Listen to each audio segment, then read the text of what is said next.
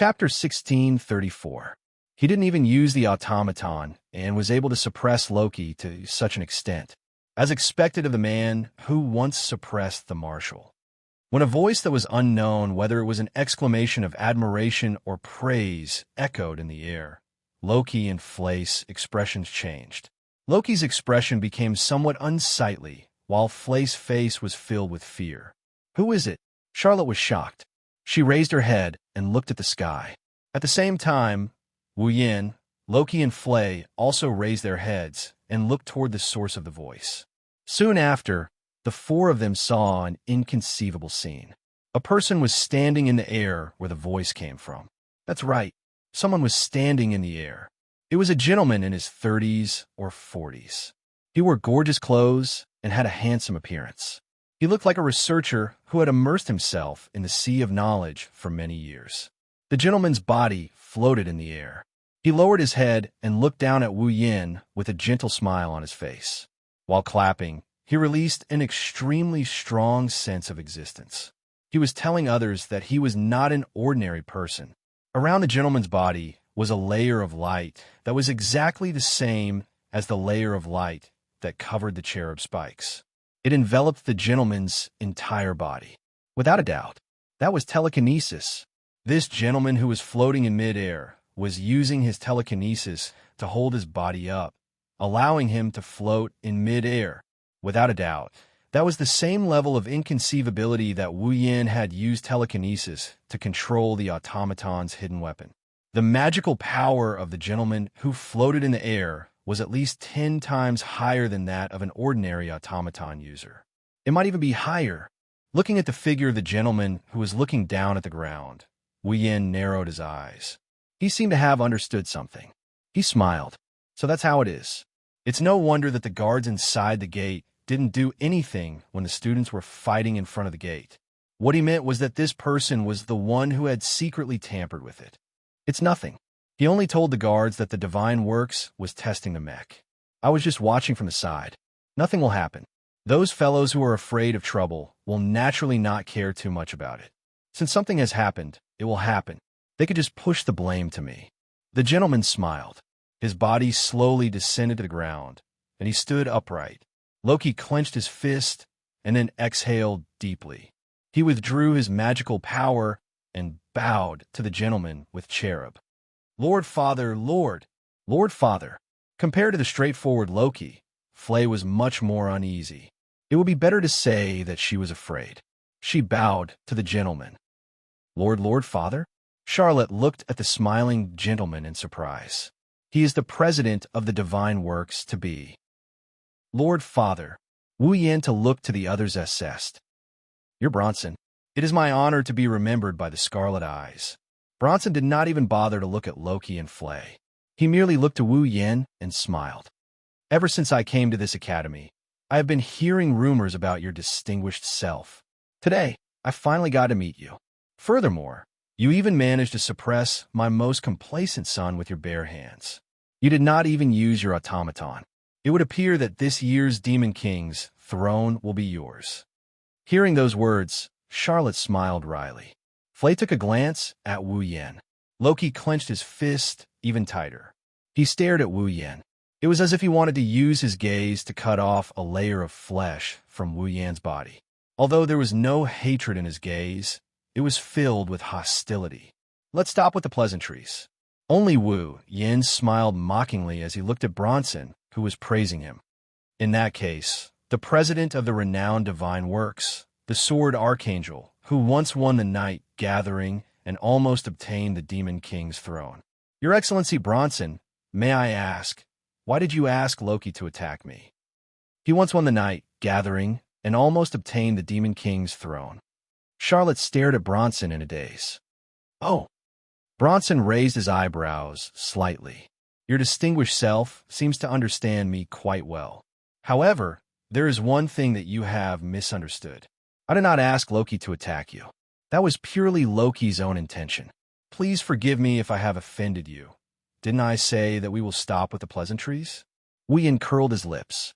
Your Excellency Bronson, you are not an idiot, and neither am I. Your Excellency Bronson, This is equivalent to tacitly agreeing and aiding the evildoer. If you can do it, then don't do it half-heartedly. Not only will it be meaningless, it will also cause others to look down on you. His impolite words caused Charlotte, Flay, and even Rocky's hearts to rise to their throats. Bronson still had a smile on his face. Unfortunately, there was no smile in his eyes. That is truly rude of me. I merely wanted to experience your distinguished self-strength. If I have offended you, before he could finish his sentence, Bronson was met with Wu Yan's sarcastic gaze. He stopped talking, and his smile disappeared. His expression turned apathetic. Since your distinguished self has already said so much, I will no longer embarrass myself. However, it is true that I wanted to experience your distinguished self-strength. Unfortunately, I did not get to see your distinguished self's automaton. To put it simply, compared to me, you wanted to see the strength of my automaton more. Or perhaps, to be more direct, you wanted to see the performance of my automaton, right? Wu Yan sneered. As expected of the president of the mechanic workshop. You're only interested in mechanics. No. I am also very interested in your distinguished self. Bronson nodded sincerely. Even now, I still find it hard to believe that your distinguished self is able to suppress Loki, who has an automaton with his own strength. Furthermore, I am also very interested in that pitch-black mist formed by magic power. May I know if there is any room for discussion between us? The silent Charlotte, Flay, and Loki were at a loss for a moment. It took them a while before they understood what Bronson meant. Bronson wanted to discuss, or perhaps trade, with Wu Yan. He wanted to obtain the method to use that pitch-black mist of magic power. No, it wasn't just that pitch-black mist of magic power. Bronson also said that he was very interested in Wu Yan's automaton. He was also interested in Wu Yan himself. Kind of think of it. He wants to get his hands on Wu Yan's automaton. He might even want to recruit Wu Yan into his divine works. It wasn't strange at all. Let's not talk about the fact that he's a magician. He's bound to think of unknown magic and powerful means to use magic. Let's not talk about the fact that he's the president of a mechanical workshop. It's normal for him to be interested in an excellent automaton. Wu Yan himself is also very valuable. After all, Wu Yan was very strong. He was so strong that Bronson had given him the title of Demon King. If Bronson could rope in such a person, and if such a person won the night gathering and obtained the title of Demon King, he would have the right to come into contact with forbidden knowledge. In that case, the divine works that he was loyal to would be able to use this opportunity to conduct research on forbidden knowledge. For example, forbidden bandoliers. Bronson must have noticed this. That's why he said something that piqued Wu Yan's interest. In just a few short sentences, Charlotte, who didn't know much about Bronson, had a clear feeling about him. This seemingly polite gentleman was definitely in existence similar to Felix. In other words, Bronson was a hypocrite. He was a mercenary. To be more precise, he was an unusually cold and emotionless person. Charlotte instinctively felt disgusted by Bronson. Wu Yan, on the other hand, laughed heartily. Before that, can I make a request? A request? A request? Yes, that's right. Wu Yan stared at Bronson. Can you hand over the Garb series? Yes. Chapter 16:35. Can you hand over the Garb series? The moment those words were spoken, the air in the room froze slightly. Like a swamp, even the wind became viscous. Charlotte and Loki were silent. They didn't want to say another word. That was because the two of them knew who Wu Yan was asking for. Flay blanked out for a bit. It took her quite some time to comprehend what happened. She looked at Wu Yan and then at Bronson. Her face carried a bit of panic, a bit of nervousness, and a bit of hope. Bronson looked at Wu Yan, who was looking at him in surprise. Soon after, he seemed to have understood something. He glanced at the panicked, nervous, and hopeful Flay, and a thoughtful expression appeared in his eyes. Looks like you're very fond of my daughter. For her, you're even willing to use yourself as a condition. How surprising. Use myself as a condition? Wu Yan crossed his arms in front of his chest, and he sighed. I think you've made a mistake somewhere. Mistake. Bronson couldn't help but look at Wu Yan. Sir, didn't you intend to join my divine works in exchange for the freedom of the Garm series of automaton? That's why I said you've made a mistake. With a calm expression, Wu Yin said something that shocked everyone present. I only want you to hand over the Garm series automaton. I don't have any intention of paying you anything. What do you mean? Bronson narrowed his eyes. You don't want to pay me anything? You want me to hand over the Garm series automaton to you? If Wu Yin really had such an idea, everyone who knew about it would definitely laugh out loud. He didn't want to pay anything and only wanted to obtain a group of automaton with decent performance that would not burden the puppeteer and could be controlled by a rookie puppeteer. What was the difference between this and not wanting to pay for a house? However, in the face of this question that would make everyone laugh, Wu Yin gave a calm answer. That's right. This time around, it was not only Charlotte, Flay, and Rocky that were stunned. Even Bronson was stunned. He started to frown. He frowned and said in a displeased manner, "What do you think, sir? If it was someone else, would they agree to such a request?" "You will agree to it." Wu Yin smiled confidently before he continued. This caused everyone who was still in shock to be greatly shocked. In any case, you didn't intend to let the Garm series of automaton continue to survive in the first place, did you? Charlotte and Loki were shocked. Flay's beautiful face changed drastically, and she became dumbstruck. Bronson's gaze toward Wu Yin was no longer filled with emotions. There was only coldness and a hint of sharpness. "Sir, what do you mean by this? Do you need me to make it clearer?" Wu Yin acted as if he didn't care about this powerful enemy who had once seized the throne of the Demon King. He didn't even bother to be polite when he spoke. Comparing the performance of the automaton of the Garm series and the automaton of the Angel series at the night meeting, choosing the one with superior performance and selling it to the military? As if he was amused by his own words, Wu Yin chuckled and shook his head. "You don't have such thoughts at all.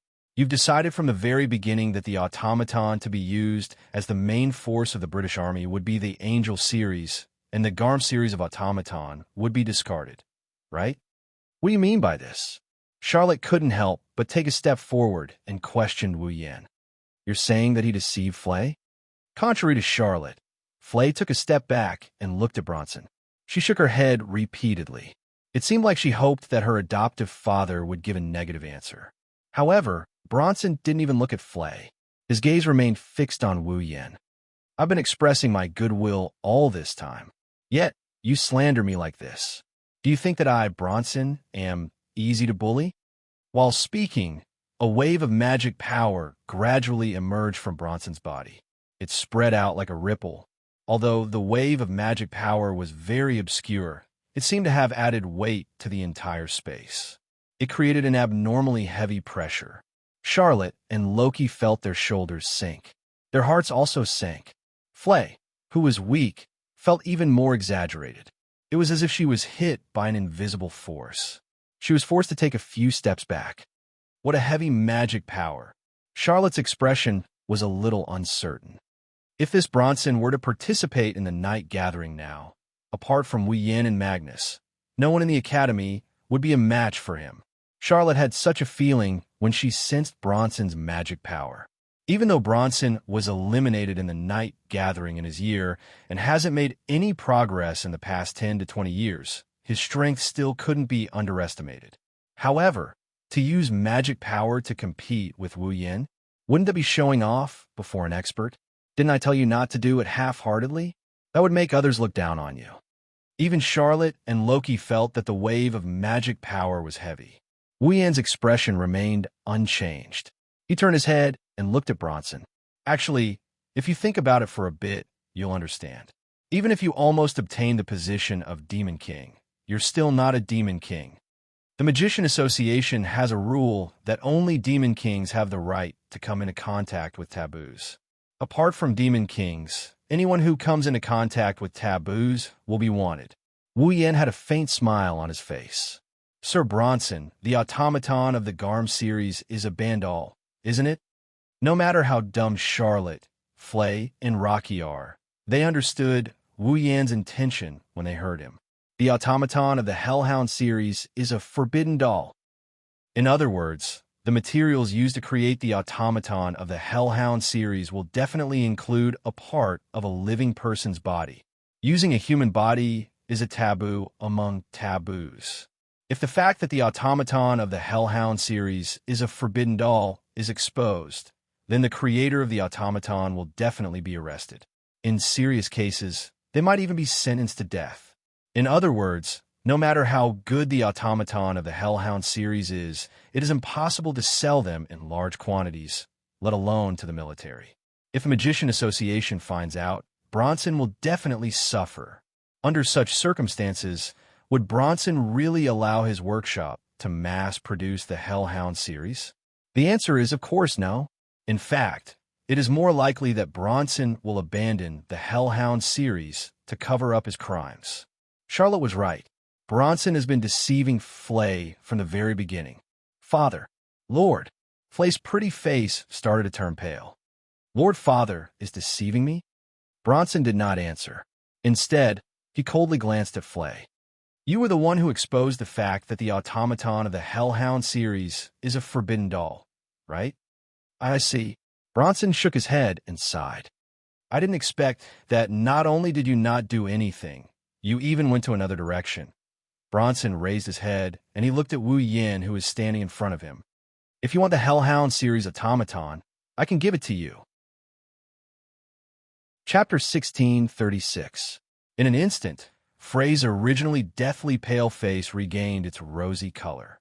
Her red eyes revealed a joyous expression. But Wu Yin, who sensed the tension in the air, Rocky, who knew Bronson's character very well, and Charlotte, who had a bad premonition, did not feel happy because of this. That was because this matter was not as simple as it seemed. Sure enough, in the next second, Bronson spoke with a tone as if he was talking about business. Divine Works is willing to give you all of the Garm series of automatons. However, my condition is that you must give me one of your automaton in exchange. Boom! Right after Bronson said those words, a berserk magic whirlwind suddenly erupted. Like a typhoon, it exploded in all directions.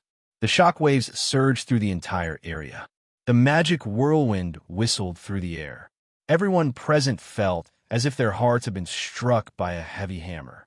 Before they could even react in shock, the magic whirlwind that had transformed into a magic whirlwind assaulted their bodies. Immediately, regardless of whether it was Bronson, Rocky, Charlotte, or Fry, all of them were struck by this apocalyptic apocalypse. They were all hit by this sudden apocalyptic disaster. Their hair and clothes fluttered wildly in the wind. Their bodies were also pushed back a few steps by the impact. Their chests felt stuffy, as if they were about to vomit blood. It was extremely uncomfortable. Like leaves in a storm, everyone present ignited the magic power in their bodies with all their might to resist the incoming magic whirlwind. At the same time, they raised their hands to block their bodies. At the same time, they raised their heads. Looking forward, there was only a single emotion in their eyes and faces. Astonishment. Impossible. Being in the midst of the magic whirlwind, Rocky was astonished. With great difficulty, he spat out those words. How could a human possess this level of magic power? That guy. Charlotte raised her hand. She raised her hand to block her eyes. However, she did not close her eyes. She stared at the figure in the center of the magic whirlwind with a complicated expression on her face. So he's actually this powerful. Who is he? Even Bronson was gritting his teeth. He was unable to conceal the astonishment in his eyes. Is he really just a student? Even a real Demon King wouldn't have this level of magic power, right? Could it be an individual with a special bloodline? Questions filled the minds of everyone present, but no one could answer them. At this moment, the only thing that entered their ears was a heart-chilling laugh. You want me to trade with the people around me? As if his body was on fire, Wu Yan's entire body was emitting a dense flame. His magic power was like boiling water that had been released from the dam, gushing to every corner of the scene. Wu Yan, who was in the center of the magic storm, stared at Bronson with a smile on his face, but his eyes were cold. Do you think that the whole world is filled with filthy things like you who treat life as trash and think that they value life highly? You, Bronson's handsome face was twisted with anger. If Wei Yan's tone was aggressive when he spoke to Bronson, then now he was looking down on Bronson. He didn't even try to hide it. I'm not negotiating with you. Wu Yin retracted some of his magic power and shot a piercing glare at Bronson. You have to understand that I'm threatening you. Threatening? Bronson's eyes widened. You still don't understand? Wu Yin spat. Anyway, the rabbi is in the academy. As long as one of the puppeteers inspects this Garm series automaton, the fact that the rabbi is a bandolier will be exposed. Do you think that the divine works can stay out of this matter? Do you really think that the divine works can stay out of this matter? Are you trying to threaten me with a snitch? Bronson tried his best to maintain his composure, but under the suppression of the overwhelming magic power, the elegant smile on his face was as ugly as it could get. Do you think the divine works didn't infiltrate the judicial department? Do you think the divine works will be punished in the end? I told you that you're not an idiot, but if you think the divine works is safe after infiltrating the judicial department, then I'll have to change my assessment. Wu Yin sneered. Could it be that you, a new mechanic workshop, have the ability to infiltrate the judicial department and the Magicians Association that manages all magicians? Bronson's face turned pale. Don't think that you're the only smart person in the world. The members of the Magicians Association have a better sense of smell than dogs. Do you think no one knows what you're doing in the dark? Wu Yin looked at Bronson with pity in his eyes. Don't tell me you think there's no one from the Magicians Association in the academy. Do you need me to introduce you to them? Bronson finally understood what Wu Yin meant by threat. If Wu Yin really did know someone from the Magicians Association, then the divine works will be targeted by the Magicians Association. And if he was targeted by the Magicians Association, Bronson's secret activities in the divine works would be exposed sooner or later. At that time, Bronson would be in deep trouble just by touching the taboo and using his naked body to create a forbidden doll. Not to mention, the things he did were far more than that. For the first time, hesitation appeared on Bronson's face. The Magicians Association was a bystander. They never interfered with national politics and were only responsible for managing the taboo and code of conduct of magicians.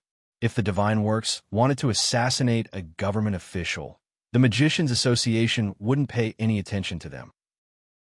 Even if they found out, the most they would do was inform the country's judiciary and let them deal with it.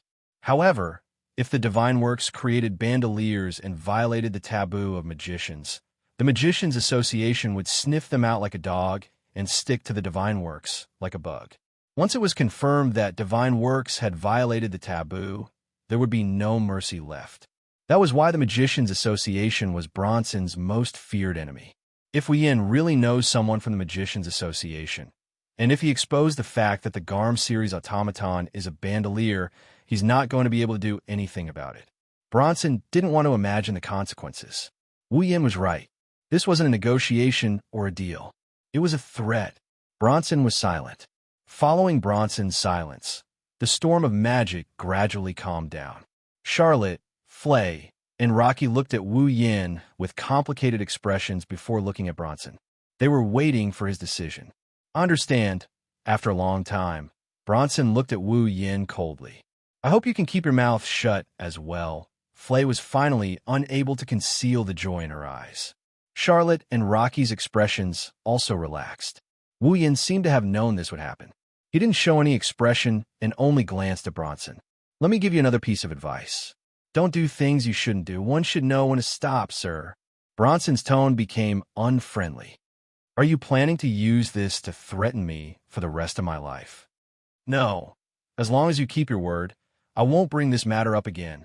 Wu Yin turned around and left everyone with a view of his back. However, if you do something you shouldn't do, I will give you a big surprise. After saying that, Wu Yin left without looking back. Seeing that, Charlotte hurriedly chased after Bronson. As for Rocky and Flay, they were speechless as they saw Bronson's gloomy appearance. Chapter 1637. Valpurgis King Mechanical Engineering Academy. The main entrance, Bronson was standing by the window of the reception room and looking into the distance. His hands were placed behind his back as he maintained his posture. He remained silent. Rocky and Flay were standing at the entrance of the reception room. They were looking at Bronson's back. One of them had an expressionless face and could even be said to be a little cold. The other had a slightly pale face, and her head was lowered. She looked as if she wanted to leave the scene.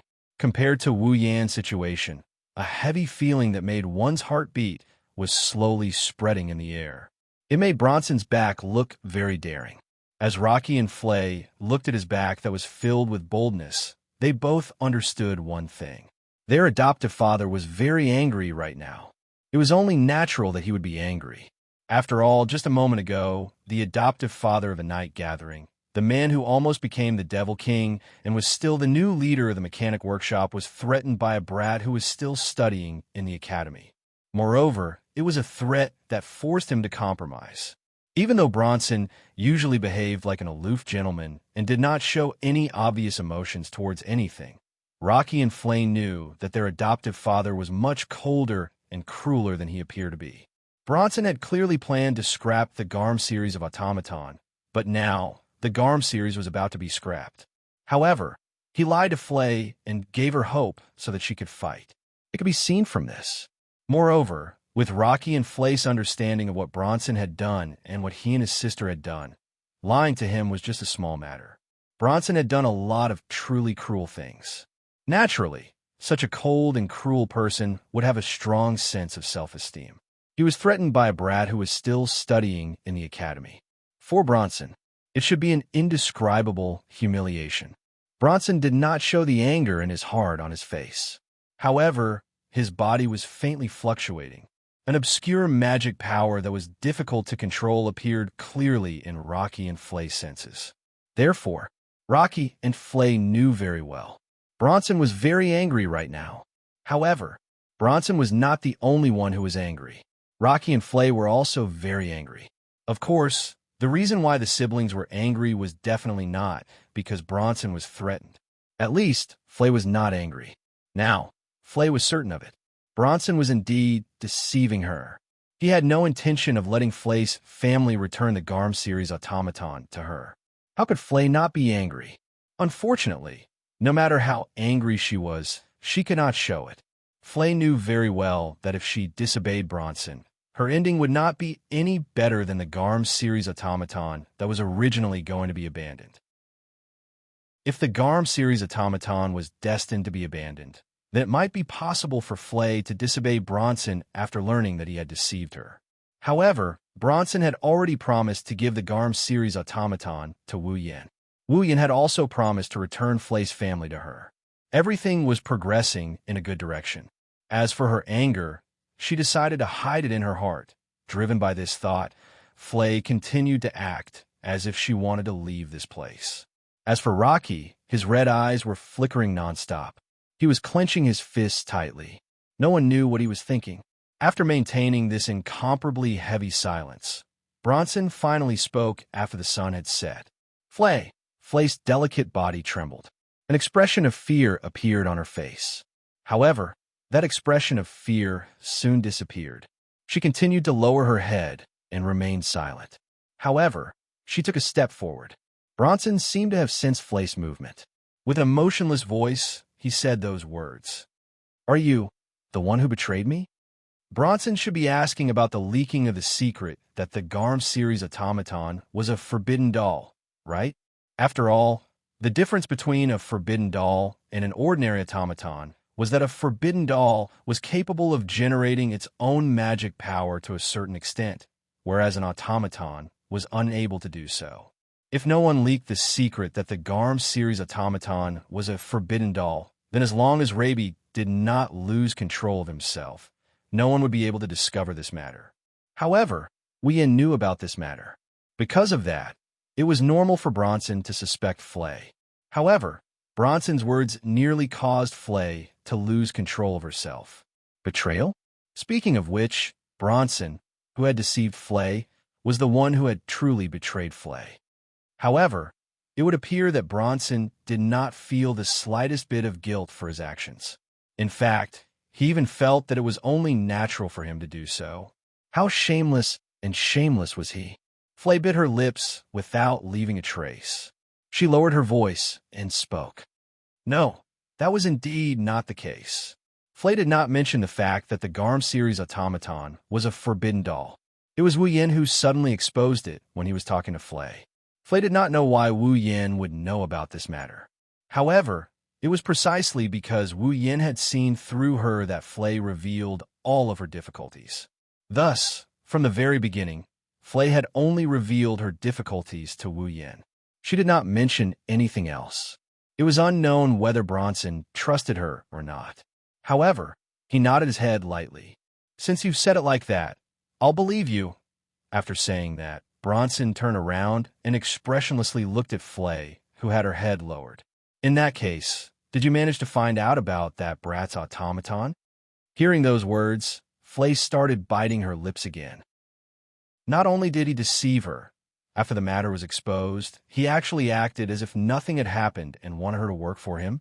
Flay once again realized how ruthless and cruel her adoptive father was. She could not help but raise her voice. No, right after she said that, Flay felt the scene before her eyes turned dark. Unknowingly, Bronson had arrived before Flay. He looked at her coldly and raised his hand. A slap was ruthlessly sent toward Flay's face. Slap! A sharp and clear sound echoed through the reception room.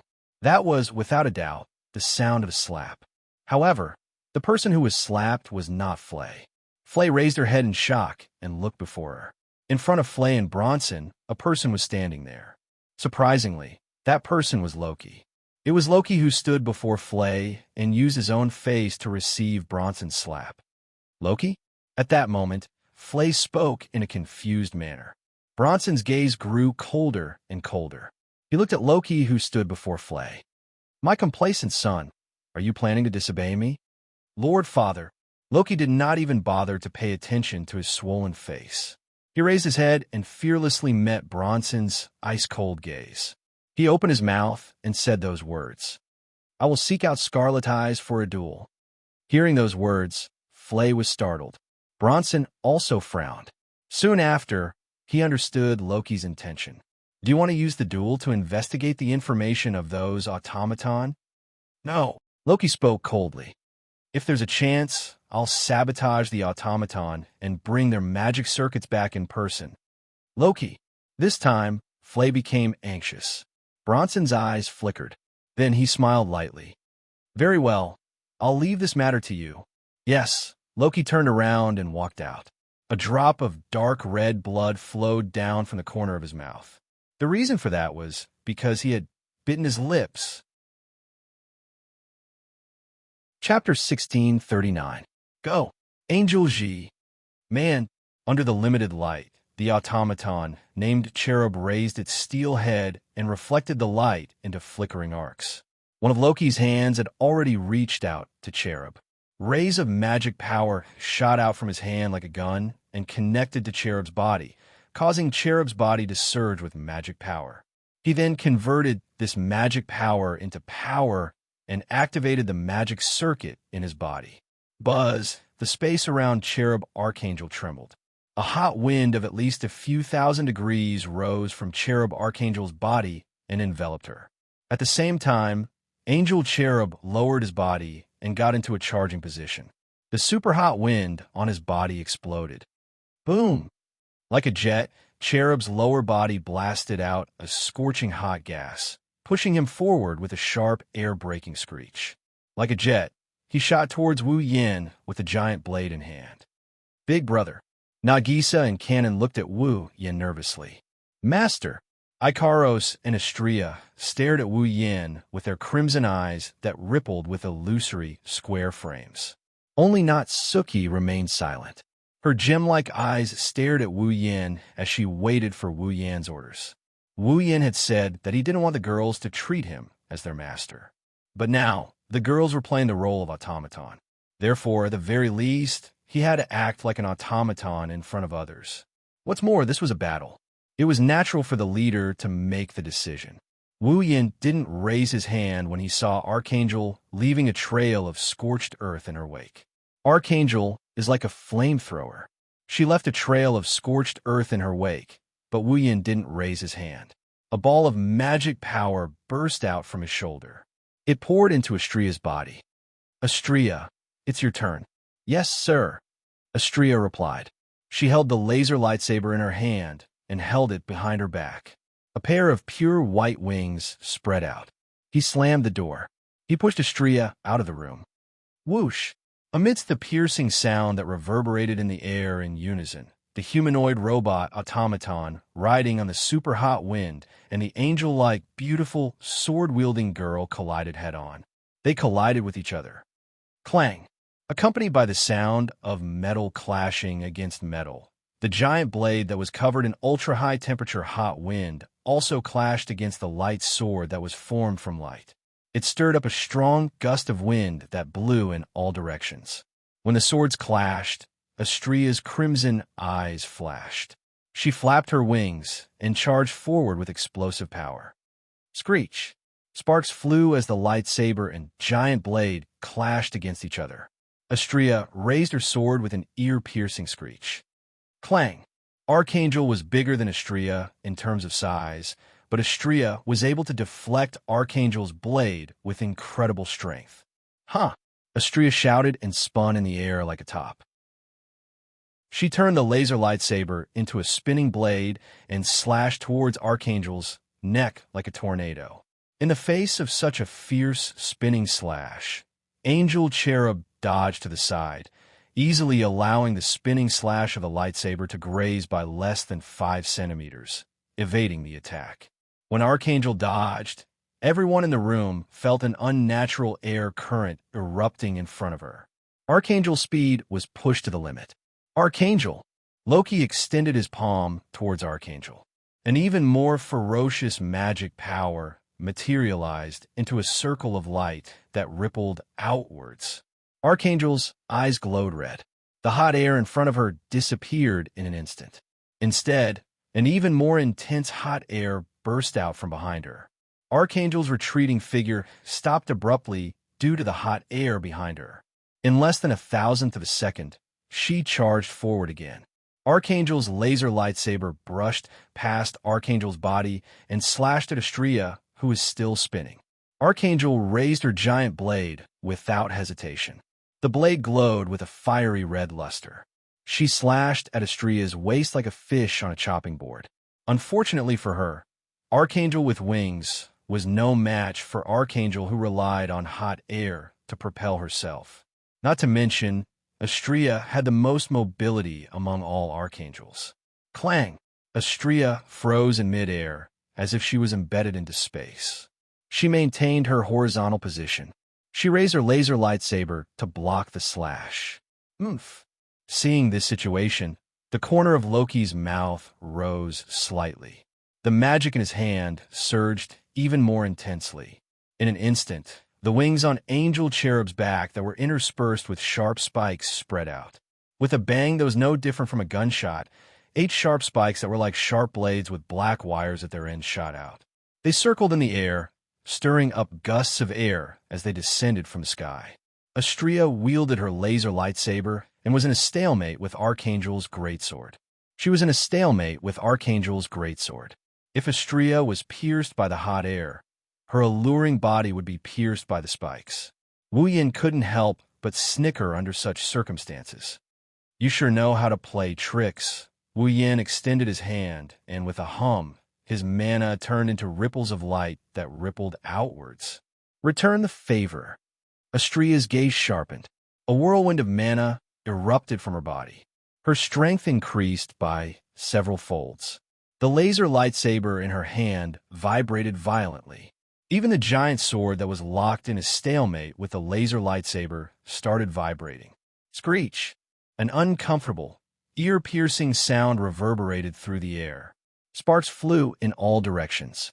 Under the effect of the laser lightsaber, Angel Cherub felt an unparalleled force spreading from the giant blade in his hand, causing the giant blade to tremble. Clang! Archangel's giant blade was deflected away, as if it had slashed a spinning fan that was as hard as steel. Clang, clang, clang, clang, clang. Astria performed a dazzling sword dance. Her sword left afterimages in the air as she deflected the 8 spikes that came down from the sky. TCH, Rocky smacked his lips and waved his hand fiercely. Spin. Angel G. I'm ready. Amidst the cold mechanical response, Cherub's body stirred up an extremely hot blast, causing the surrounding air to distort and emit a burnt stench. Riding on the hot wind, Angel Wisdom leaped into the sky and flew into the air. Her figure, which made people think of an angel made of steel, emitted a creaking sound like the sound of gears sliding. Under the watchful eyes of everyone present, Angel G was like a transformed robot. His body had completely changed shape. His shoulders, arms, and greatsword merged together and became a single piece of metal. All the parts on his body combined together in an orderly manner. Not long after, Angel Wisdom transformed into a greatsword. It was a gigantic sword that was taller than a person, more than 2 meters in length. Angel Cherub's face was etched on the hilt of the sword and the blade of the sword. Rocky raised his right hand and grabbed the hilt of Angel Wisdom's greatsword from afar. He swung it down with all his might. The moment Rocky swung his arm, Angel Wisdom's greatsword spun and sliced through the air as if it was thrown by an invisible giant. It whistled through the air and went straight for Astrea. Astrea was surprised. She didn't expect Cherub to be able to transform.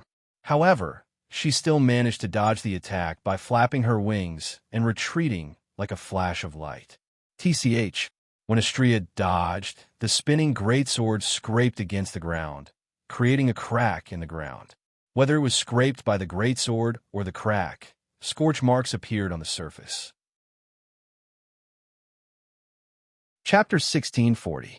Many of the people present were speechless when they saw the huge sword that Cherub had transformed into cut open. It was as if it had been burned by the huge sword that Cherub had transformed into. Archangel's greatsword was a terrifying weapon to begin with. It wouldn't be surprising if a part of one's body was missing after being sliced by such a weapon. Unfortunately, the magic circuit that Cherub was equipped with was the hot wind manipulation, which allowed her to freely use the magic of ultra-hot wind. With the addition of the super high temperature of several thousand degrees and the 2-meter-tall sword, what else could the Cherub not cut open? Perhaps even a meter-thick steel would be sliced in half in just a second. Even if Astrea wasn't under the level restriction, her soft body would be sliced in half by Archangel's slash, let alone Astrea, who is currently under the level restriction. Of course, that was when Astrea was hit by the sword.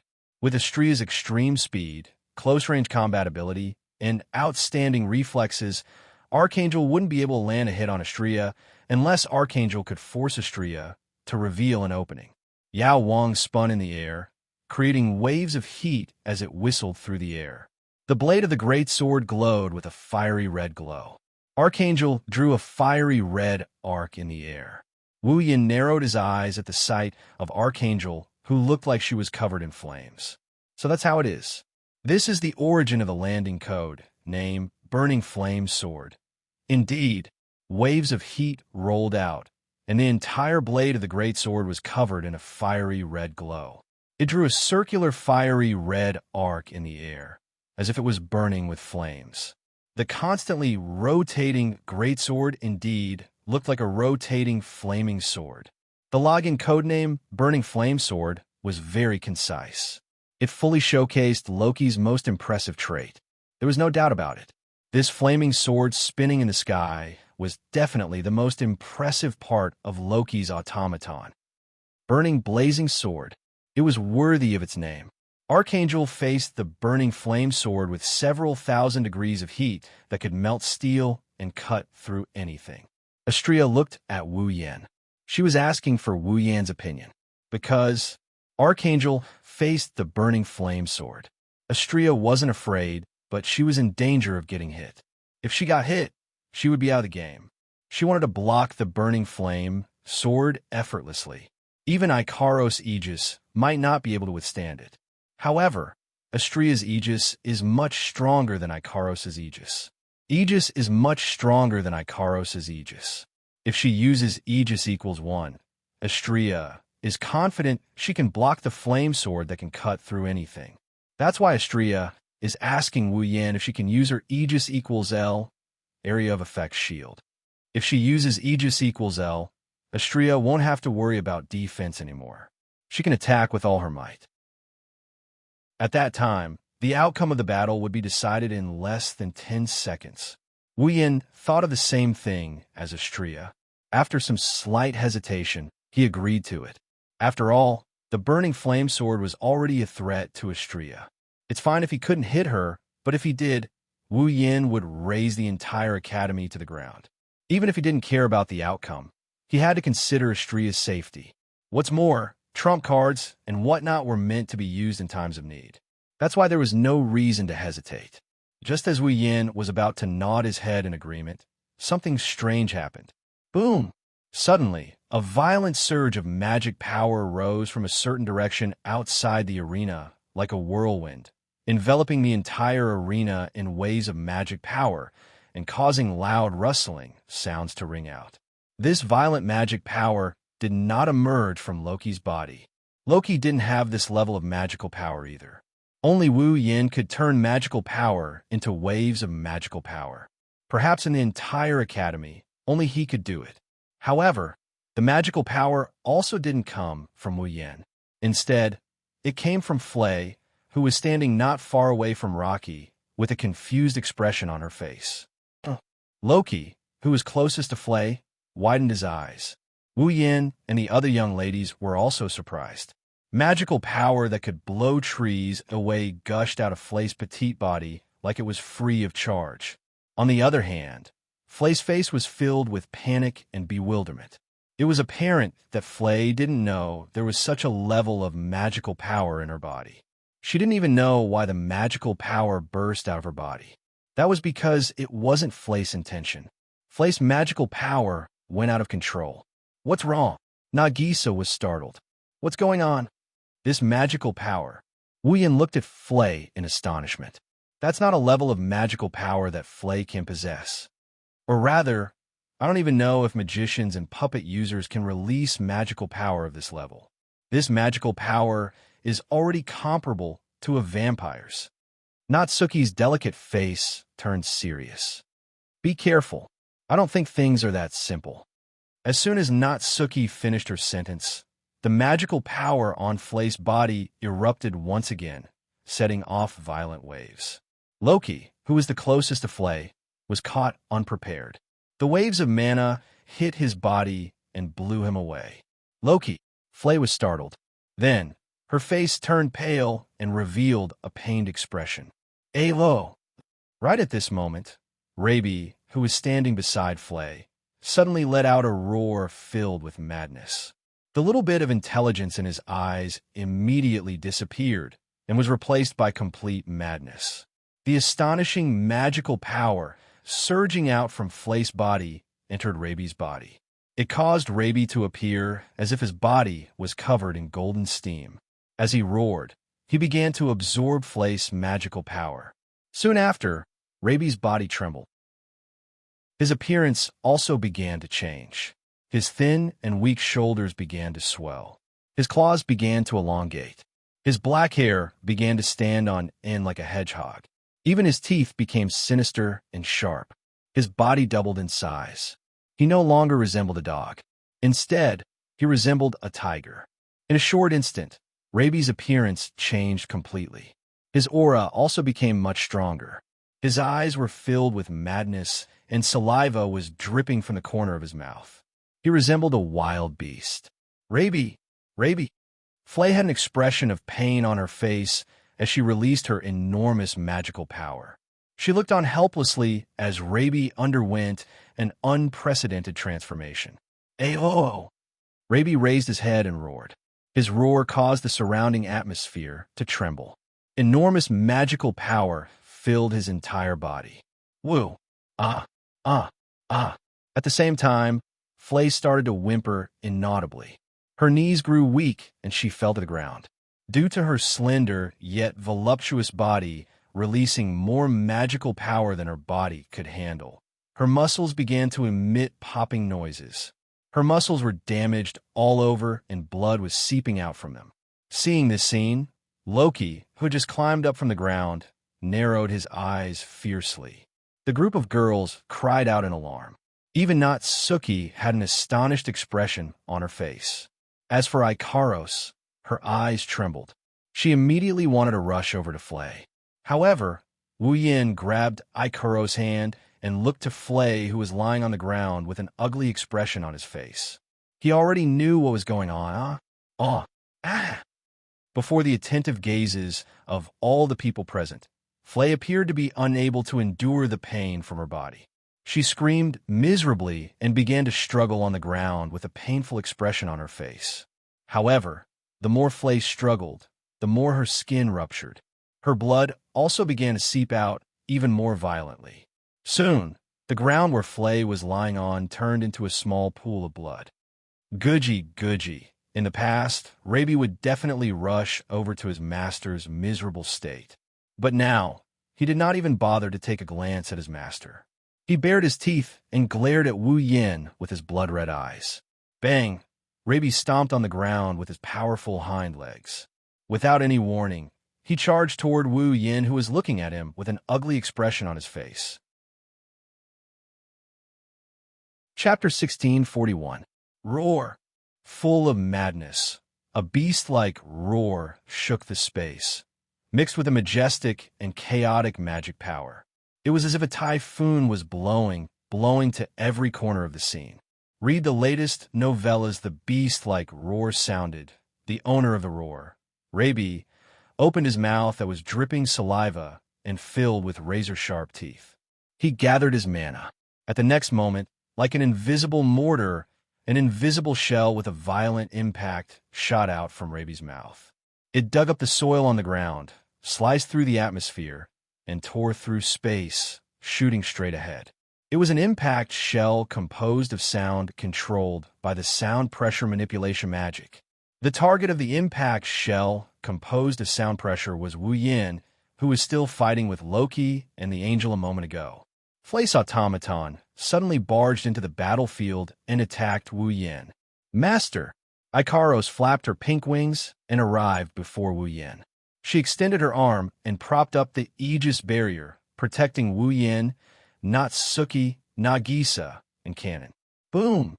Almost at the same time as the Aegis barrier was propped up, the sound pressure shell shot out from the front. It landed heavily on the Aegis, absolute defense circle, causing a cloud of dust and a muffled sound to be heard. Roar! Rabi, who had transformed into a tiger, did not care if his attack was effective or not. He roared as he dashed forward madly. He blasted out cannonballs made of sound pressure and bombarded the enemy continuously. Boom! Boom! Boom! Boom! But Rabi still ignored them.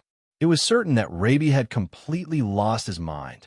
Now, it was a wild beast that only knew how to attack. However, this beast did not attack others. Instead, he only locked onto one target. He kept releasing this sound pressure manipulation magic, releasing sound pressure cannons that were comparable to real cannonballs. As Rabi continued to use magic without restraint, more and more magic power surged out from Flay's body, replenished the Rubby's body, and supported in releasing magic. Immediately, Flay's skin ruptured again. Even more blood gushed out from her body. Robbie, even though Flay's injuries were clearly painful to see, even though she was in so much pain that she was unable to even stand and could only lie on the ground, she completely ignored her injuries and pain. She only cared about struggling and extending her hand toward the crazy Robbie. It was obvious that Flay wanted to control her automaton. However, Rabi did not have the slightest intention of responding to Flay. He continued to release sound pressure artillery shells into the center of the increasingly dense smoke and dust. Flay's control was completely ineffective. In this sort of situation, Flay wanted to directly use force domination to control Rabi. However, force domination required a high degree of concentration. At this moment, Flay's entire body was howling in pain. How was she supposed to concentrate? Beside him, Rocky looked at Flay, who was lying on the ground with blood dripping from her body. However, she was still persistently extending her hand toward Robbie in an attempt to control him. Seeing this, Rocky clenched his teeth hatefully and turned his head around to look at Robbie. Angel G, I'm ready. Angel Cherub lowered his body, and the wings with spikes on his back spread open. Bang! Bang! Bang! Sharp spikes shot out from his wings like bullets. Poochie! The spike flashed through the air and sliced through Robbie's body, leaving a hideous wound on his abdomen. Roar! Robbie let out a howl of pain. Immediately after, the crazed expression in his eyes became even more intense. The magical fluctuations on his body also became more and more intense. Amidst the intense magical fluctuations, the wound on Robbie's abdomen suddenly started bubbling like sarcoma-like bubbles. With a rise and fall, the wound on Robbie's abdomen seemed to have been filled with new flesh and blood. It was completely healed. Rocky was startled. Although the wound from earlier was not fatal, it was enough to make an automaton lose its ability to move. Such an injury was actually healed in an instant. Rocky never knew that the Garm series of automaton possessed such a powerful regenerative ability. However, in the next second, Rocky understood the origin of that powerful regenerative ability. There was a price to pay for that. The instant Robbie's wound healed, the enormous magical power enveloping his body also weakened by more than 80%. At this moment, even more blood flowed out from Flay's body. The blood turned into torrents in the air and shot out like arrows into Raby's body. This caused Raby's weakened magic power to instantly recover to its peak state. Looking at this scene, Rocky also understood. Flay's blood has been converted into magical power. That's right. It was impossible for Flay to possess such an enormous amount of magical power. The magical power that caused Robbie to lose control, enlarge, and gain powerful battle strength and powerful regenerative ability were all converted from the blood that was forced out of Flay's body. A human's vitality was a raw material that could be converted into enormous magical power. And the most important factor in a human's body to display vitality was fresh blood. In this world, the fresh blood of a living human was a high-purity magical power conversion agent. In the world of blood frenzy, the amalgamation of magical power, familiars, were also lodged in the blood of vampires. All of this proved that human's blood was the best raw material that could be converted into magical power. Otherwise, why would vampires, one of the races with the strongest vitality, treat blood as their foundation, and even treat the blood in their bodies as more important than their brains and hearts? This was all because blood was the best raw material that could display vitality and was the most suitable raw material to be converted into magical power. Currently, for some unknown reason, Flay was forcing out the blood in her body and converting it into enormous magical power to replenish Robbie's body. Because this magical power was simply too enormous, Robbie was unable to bear it and thus lost control. Thus, the one who truly lost control was not Robbie, but Flay, who was uncontrollably converting her blood into magical power for some unknown reason. Needless to say, the amount of blood in a human's body was naturally limited. If Flay were to continue converting her blood into magical power, she would die sooner or later. This also meant that she absolutely could not attack Robbie. Once she attacked Robbie, Robbie would automatically convert the magical power into vitality to increase his regenerative ability and heal his injuries. As for the magical power that he lost, he would use Flay's blood as the price to replenish it. That would only hasten Flay's death. Tisk! Loki smacked his lips loudly. Stop! Angel G. Yes. Upon receiving Loki's order, Cherub stopped attacking and retracted the other 7 spikes that were about to land on Raby's body. Roar! At this moment, Raby roared and leaped forward. With a fierce dash, he pounced on Rocky with a piercing sound. He extended his sharp fangs and tried to bite Rocky's throat. If he was bitten, Rocky would definitely die. No, Robbie! Fry, who was bleeding, shouted with a pale face. However, Robbie still ignored his closest master. Just like that, under the gaze of Loki's narrowed, needle-like pupils, he stretched out his sharp canine teeth and bit Loki's throat. Ding! At this moment of imminent peril, a shackle flickering with purple light pierced through the air and coiled around Robbie's body, tying him up in midair. Soon after, a figure appeared behind Fry. That figure extended a hand and pressed it on Frey's head. A weak magical power flowed out from that hand and pierced into Frey's head. Frey's head tilted to the side, and she fainted. Robbie let out a whimper. His body was coiled with shackles, and he fell to the ground. His body returned to its original size. However, with a bang, a portion of his flesh exploded. Chapter 1642. There is a building not far from the Central Lecture Hall in the Walpurgis Royal Mech Academy. This building is the medical department of the Walpurgis Royal Mech Academy. The Academy's infirmary is located in the medical department. Even though the Walpurgis Royal Magic Academy was the best academy in the world of magic, there are only a little over 1,000 students studying here. That is why the Walpurgis Royal Mech Academy doesn't have any advanced medical equipment and facilities. The infirmary is located in the same building as a normal school's infirmary. The scale of the infirmary isn't much bigger than a clinic. There is only one infirmary in the entire academy. Midnight is approaching. Logically speaking, both the medical department and the infirmary should only be left with the staff on duty. It shouldn't be lively. However, at this very moment, in the medical department school building, there was an extremely noisy noise coming from a corridor near the infirmary. This was because the door at the end of the corridor was being forcefully opened by two beautiful girls with angelic wings, one on each side. This woke up the medical staff on duty, who was sitting on the counter and was about to fall asleep. After Ikaros and Astria opened the door, Wu Yin ran in with Flay in his arms. Her clothes were dyed red with blood, and her face was pale as a sheet of paper. Natsuki, Nagisa, and Canon jogged behind Wu Yin. Loki also ran into the corridor with Cherub, who was making clanking noises. The previously silent corridor was filled with noise. The staff on duty wanted to complain. However, when he saw that Flay's clothes were dyed with blood and her pretty face was deathly pale, his expression immediately changed. What happened? She's injured.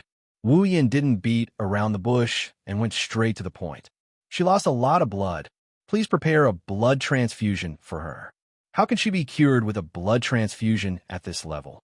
The staff on duty pushed a medical stretcher with a small wheel and hurried over. Prepare the treatment immediately. Don't worry, I have more suitable healers here. Please prepare a blood transfusion for her. Wu Yin said. He placed Flay on the stretcher and looked at Canon. Canon, I'll leave Flay in your hands. I will provide mana. And Robbie. Nagisa and Astria yelled as they shielded Robbie, who was brutally slung over Archangel's shoulder. Robbie's body was covered in blood. Canon-chan, I'll leave Robbie in your hands as well. I will do my best, Canon said nervously. Her tone was filled with nervousness. It's only natural, even though she has better healing abilities than anyone else. This is the first time Canon treated herself in such a formal manner. Like a doctor, she was preparing to treat the injured in the infirmary. Originally, Canon was just an ordinary student. It would be abnormal if she wasn't nervous. However, there was nothing she could do about it. After all, even with her extraordinary healing abilities, Canon can't produce blood out of thin air. She can't replenish Flay's blood loss. That's why Wu Yin brought Flay and Robbie to the medical department's dormitory and asked them to give Flay a blood transfusion. With Canon's ability, she can heal Flay's injuries in a matter of minutes. Of course, the medical department didn't know about this. Just as they were about to object, a voice came from the front. Just do as he says. A beautiful woman with bright red hair tied behind her head and a pair of spectacles on her face walked over from the other side of the corridor. She wore a professor's uniform and gave off a cold aura. She's Kimberly. Since he said so, he must have his own way. Kimberly looked at Flay, who was lying on the stretcher, and said without turning her head, So, just do as he says. The medical department's members looked at each other. However, since the academy's professor said so, they had no choice but to do as she said. Pushing the stretcher, the medical department staff pushed Free and Robbie into the infirmary. Canon followed them into the infirmary. Flay's problem is her excessive blood loss. After giving Flay a blood transfusion and receiving Canon's treatment, Flay should be fine soon. Robbie is an automaton. He shouldn't be treated by the infirmary. Instead, he should be sent to the mechanical technology department and engineering department for repair. However, Robbie is an automaton made from a living dog. Most of his body is made from real flesh. That's why the mechanical technology department and engineering department can't do anything about Robbie. It's better for Canon to treat him. That's why she was sent here as well. Natsuki, Nagisa, and Astria remained silent as they watched Canon and the medical department's members push the stretcher into the infirmary. Loki also remained silent. Only Ikaros looked at Wu Yin with a rare worried expression. "Master, don't worry." Wu Yin held Ikaros' hand and comforted her. Canon's healing ability is outstanding. Flay and Robbie should be fine. Ikaros nodded, but her expression was still gloomy. Anyone who saw her would feel sorry for her. Ikaros isn't familiar with Flay and Robbie at all. However, the way Flay treated Robbie, a weapon and prop, as her family touched Ikaros' heart. Because of that, Ikaros began to pay attention to Flay and Robbie. Ikaros' method of paying attention to them is simple. She doesn't want Flay and Robbie to be harmed. It was a pity that this small wish was mercilessly shattered because of this sudden change in circumstances. Wu Yan's heart felt heavy. He clenched his fist and took a deep breath. He suppressed his emotions and looked at Kimberly. "Kimberly-sensei, why are you here? My students are fighting in front of their dorm. Do you think no one will know about this?" Kimberly glanced at Wu Yan. "I will ask about the details later. For now, let's wait for the master and servant pair to finish their treatment." Wu Yan nodded his head in acknowledgement. "Why did this happen?" Nagisa stared at the closed door of the infirmary with a depressed expression. Why did Flay suddenly bleed all over her body? Why did her automaton suddenly go berserk? What I can be sure of is that it wasn't the little girl's own will. She seemed to be very confused about what was happening to her body. Clearly, that was the first time she had encountered such a situation in her life. Natsuki frowned. Someone must have done something to that little girl's body, causing the blood in her body to be forcefully forced out and automatically transformed into magic power. Someone did something to her body. Astria tilted her head to the side in confusion. There are many ways to force the blood out of her body. Natsuki looked at Rocky, who was standing at the back of the room with a pale face. "I'm afraid someone planted a spell that can forcefully generate mana into the little girl's body." Other than Wu Yin, who had his head lowered, and Rocky, who had a terrible expression, everyone else's expression changed. Someone planted a spell that can forcefully generate mana into her body. Thus, earlier, it was that magic method that forcibly produced magic power that transformed Flay's blood into magic power that caused Flay to lose control. "I see," Kimberly sneered. "A part of Flay's body was made into a magic circuit that forcefully generates mana. Part of the child's body has been mechanized." Kimberly looked at Loki. "Since the blood was converted into mana, this part should be the core that drives the blood flow, right?" "Heart." Now you calmly spat out these words. "That little girl's heart has been replaced by a mechanism composed of magic circuits." Natsuki's words struck Nagisa, Ikaros, and Astria's hearts like a hammer. Had the heart been replaced by a mechanism composed of magic circuits? Didn't that mean that someone had replaced Flay's heart with a magic circuits mechanism? Modifying a human body. This is taboo. Who could have done such a thing? There was no one present who couldn't guess the answer. Who else could it be other than Bronson? Chapter 1643. Not only did Bronson violate the taboo, but he also used a woman's body to conduct experiments and developed the Garm series of automaton. He even modified Flay's body and modified her heart. This was what Bronson had done to his own daughter. Not only did he deceive Flay and make her go to the battlefield of the night gathering in order to ensure that the Garm series automaton could survive, forcing her to have no choice but to kill Leijun. He even modified Flay's body. Was this something a father could do? Divine Works has long since decided to abandon the Garm automaton. However, they're still using the comparison of performance as a reason to send Flay to the battlefield Wu Yin slowly raised his head. His emotionless voice echoed in the surroundings. Divine Works didn't ask you to join the night meeting to compare the performance of the Garm series automaton and the Angel series automaton, right?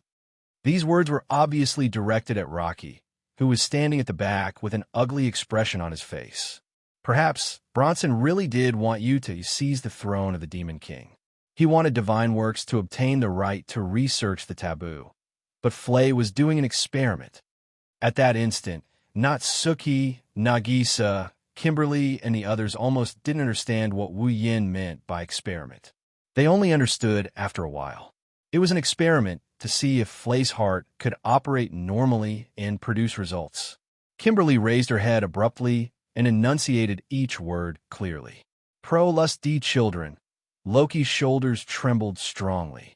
They're born with powerful magic power. Their bodies also possess extremely high magic power affinity.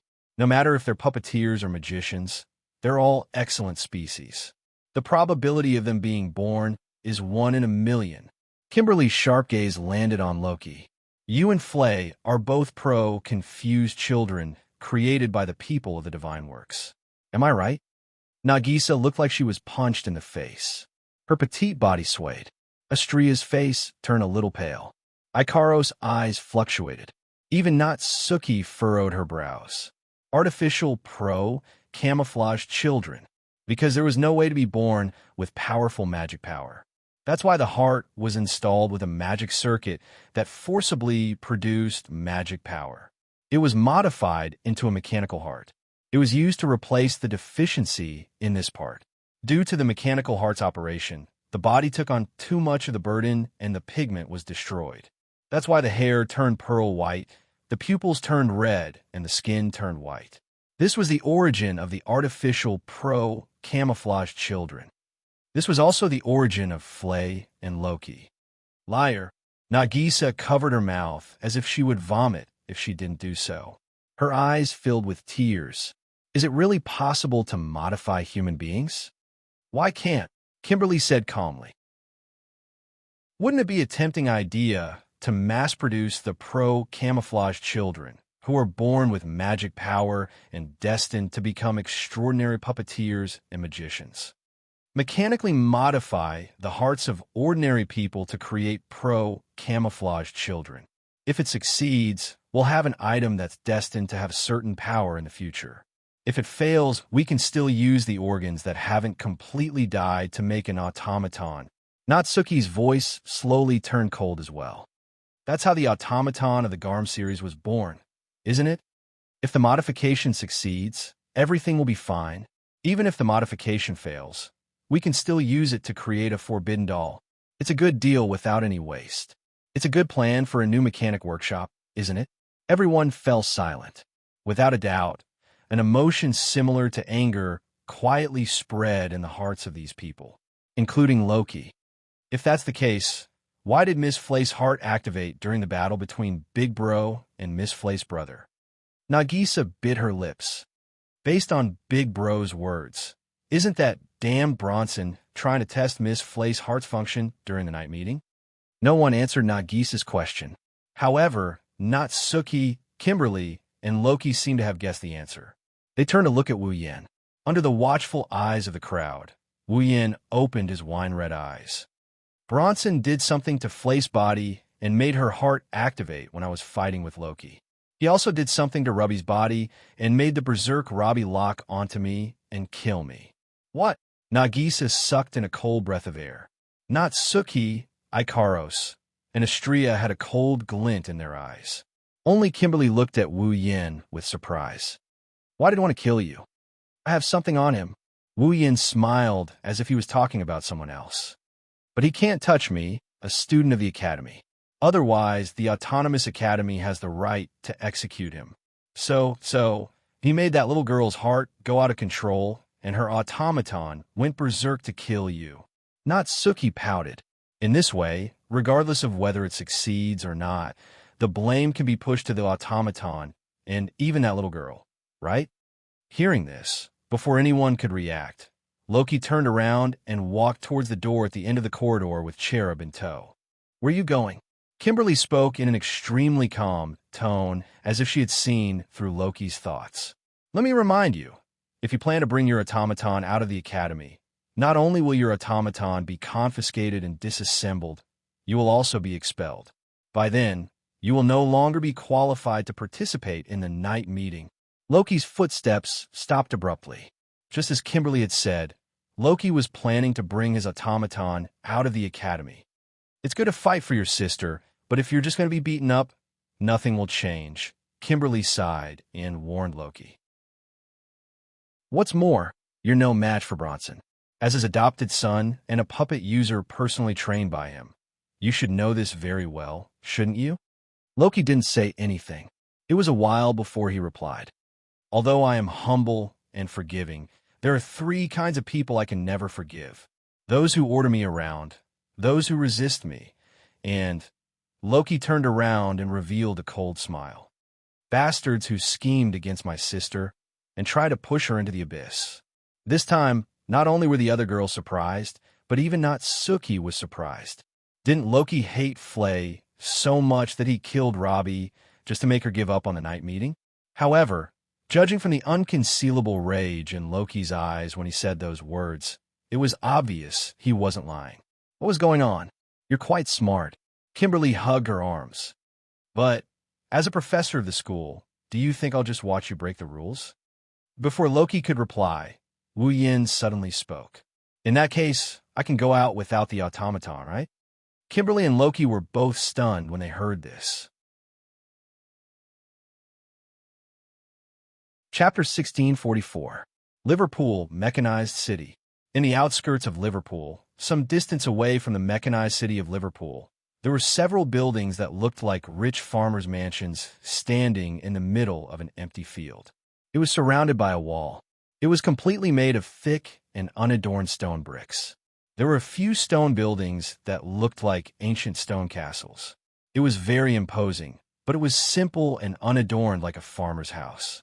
Inside the wall, there was a silo that looked like a clock tower, a stone building that looked like a house, a tall tower that looked like a castle, and a livestock house made of stone. At first glance, such a place looked like a farm that specialized in raising livestock and breeding meat. However, on the signboard at the entrance of the wall, the words orphanage were clearly written. However, if this was an orphanage, the situation inside was too out of place. Inside the building, there were men with hunting rifles in their hands and uniform patrolling the area vigilantly. The security was extremely tight, and some of them even brought along automatons that were obviously made up of machines.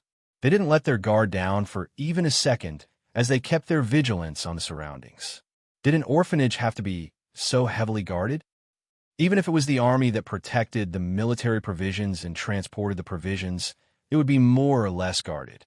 Therefore, if one were to carefully observe this farm-like orphanage, one would be surprised. Everything here was so out of place with the word orphanage. It was very suspicious. In one of these suspicious buildings, Bronson was standing there with his hands behind his back. Behind him were people in white coats, who looked like doctors and experts. The building was pitch black, and there was no light at all. The surrounding doors and windows, except for the entrance. The rest of the building was surrounded by iron fences. Other than the iron fences on the doors and windows, there was no furniture or utensils. There were only 2 rows of iron cages.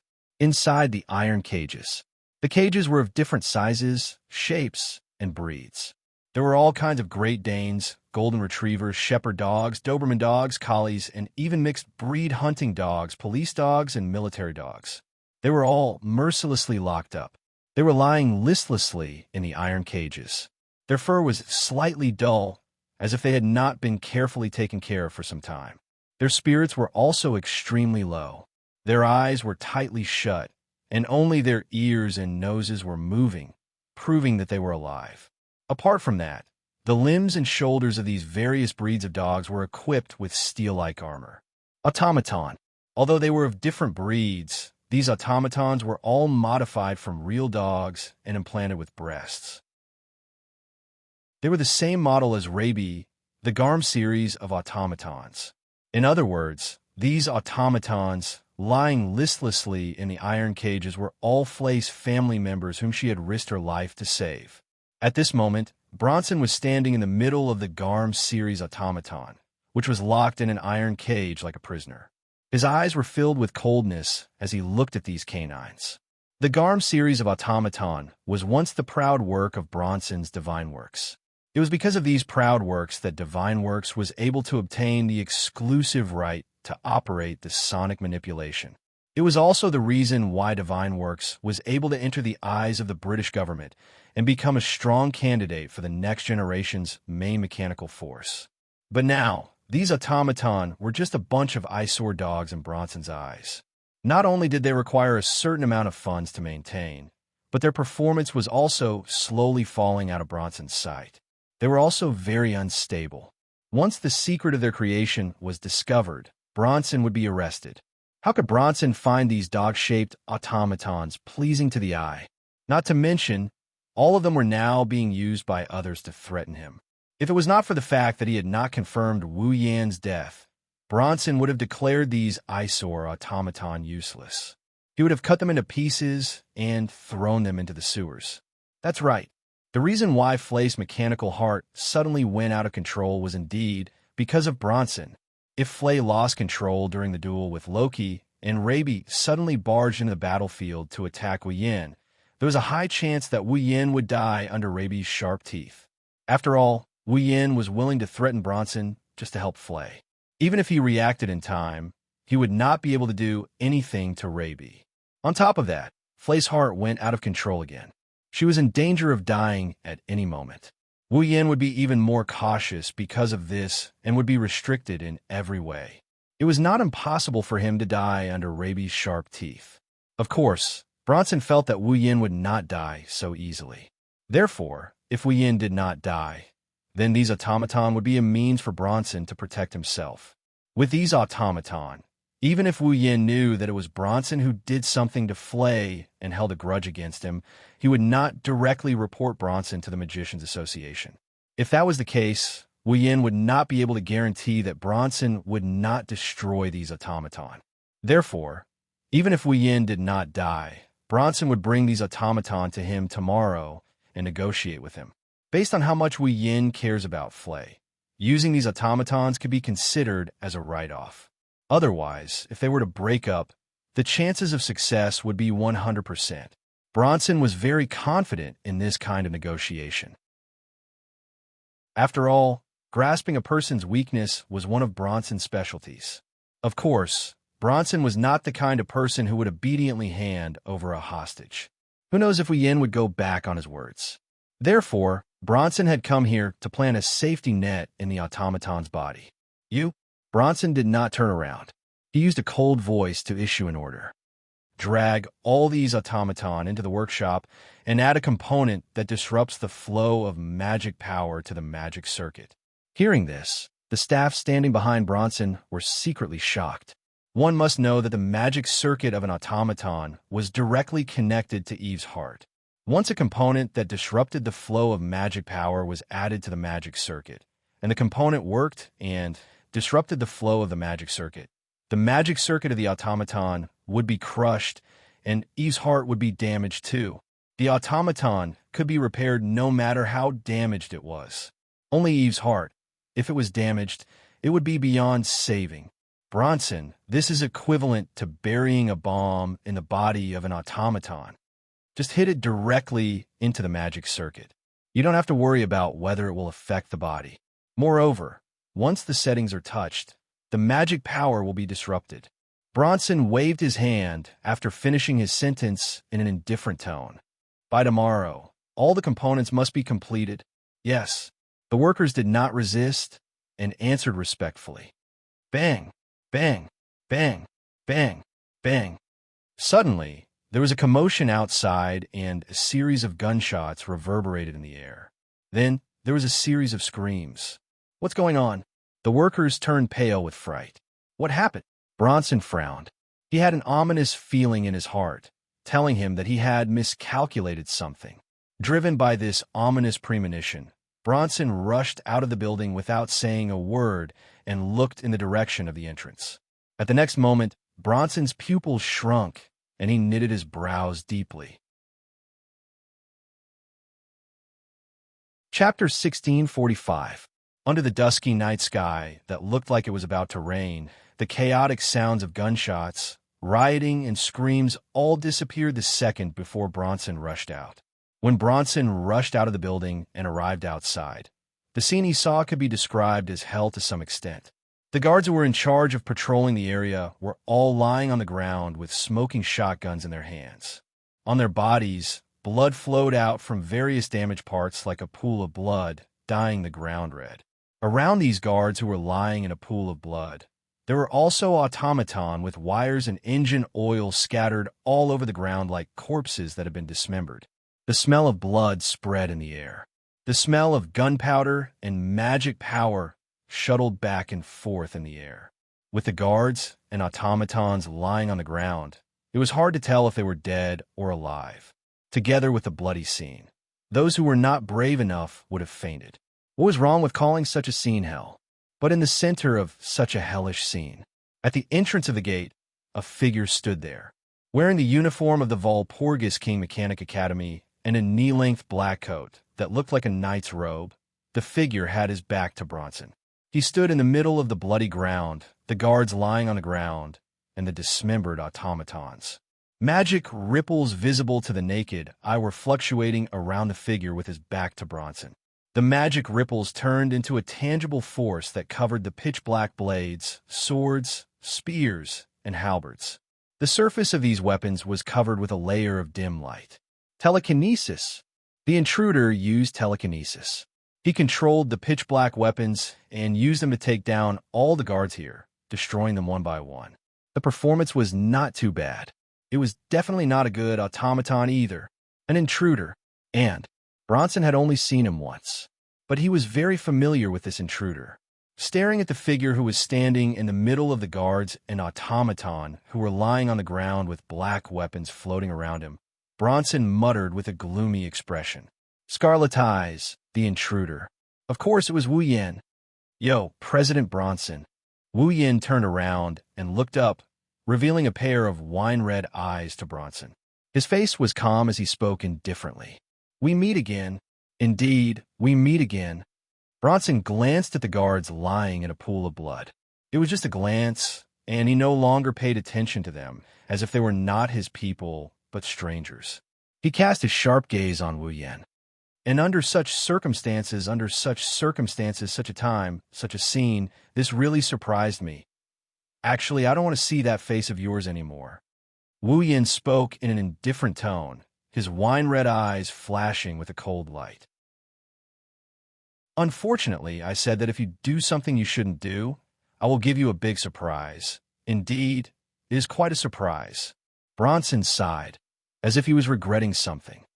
I didn't expect you to violate the rules of the Walpurgis Academy by going out in the middle of the night. I'm afraid you will be expelled. This won't be the last time we meet, right? The Academy doesn't have a rule that prohibits students from going out in the middle of the night, only that automatons can't go out. Wu Yin looked at Bronson disapprovingly. So, President Bronson, I'm sorry to disappoint you. At most, I will be punished by the head teacher or the dormitory supervisor. However, this will indeed be the last time we meet. Of course, Bronson said with a smile that came from the bottom of his heart.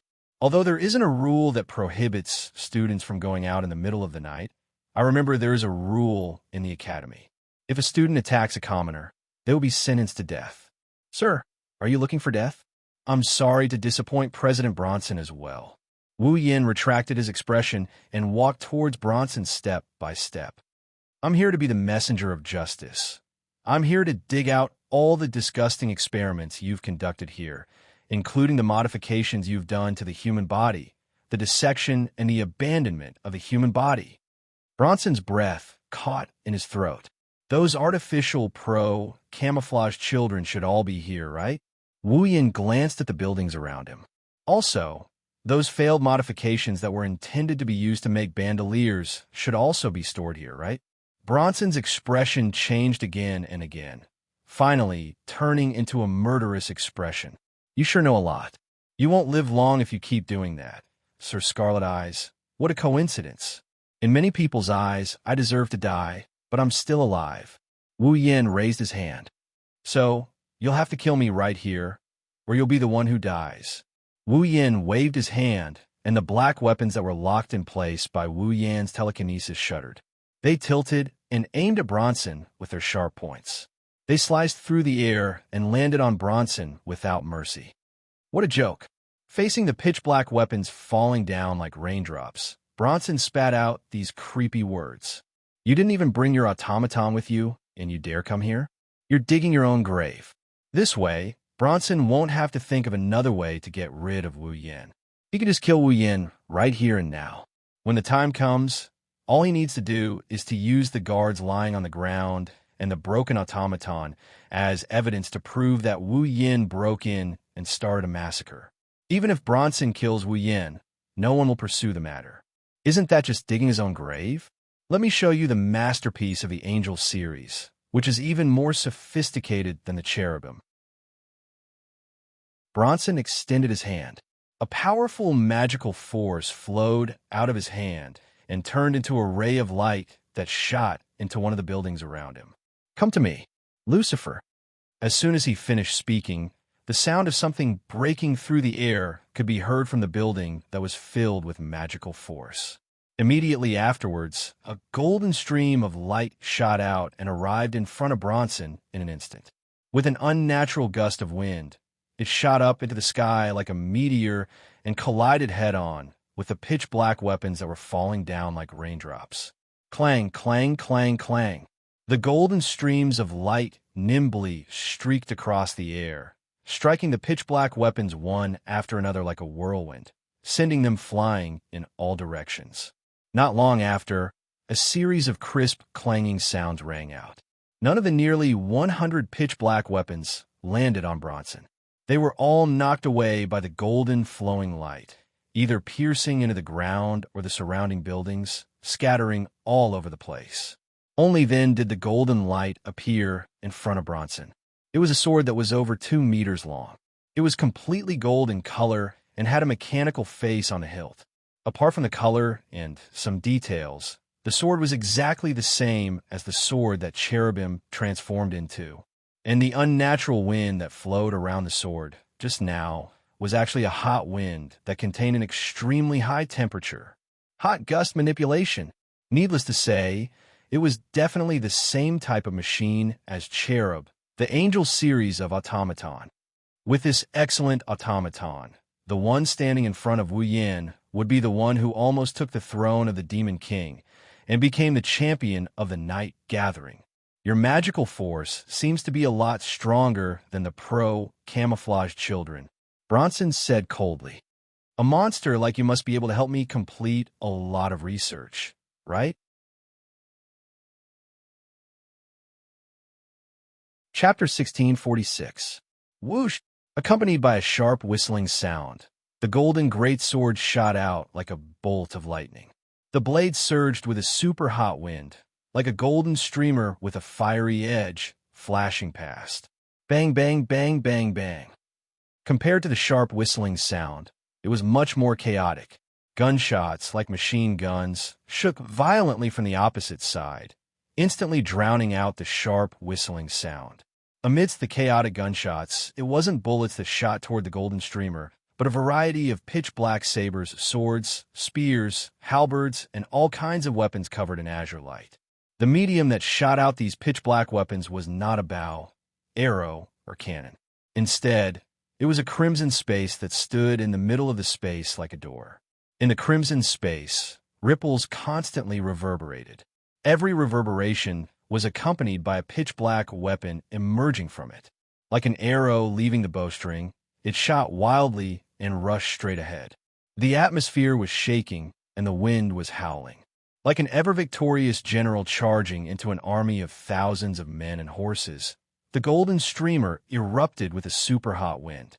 The blade, which was powerful enough to melt steel and cut everything in half, plunged into the group of pitch-black weapons that filled the entire field of vision in front of it. Screech! Suddenly, an incomparably ear-piercing screech turned into a sound wave within the group of pitch-black weapons, drilling into the ears of everyone present. That was the sound of the golden greatsword moving at an extremely fast speed.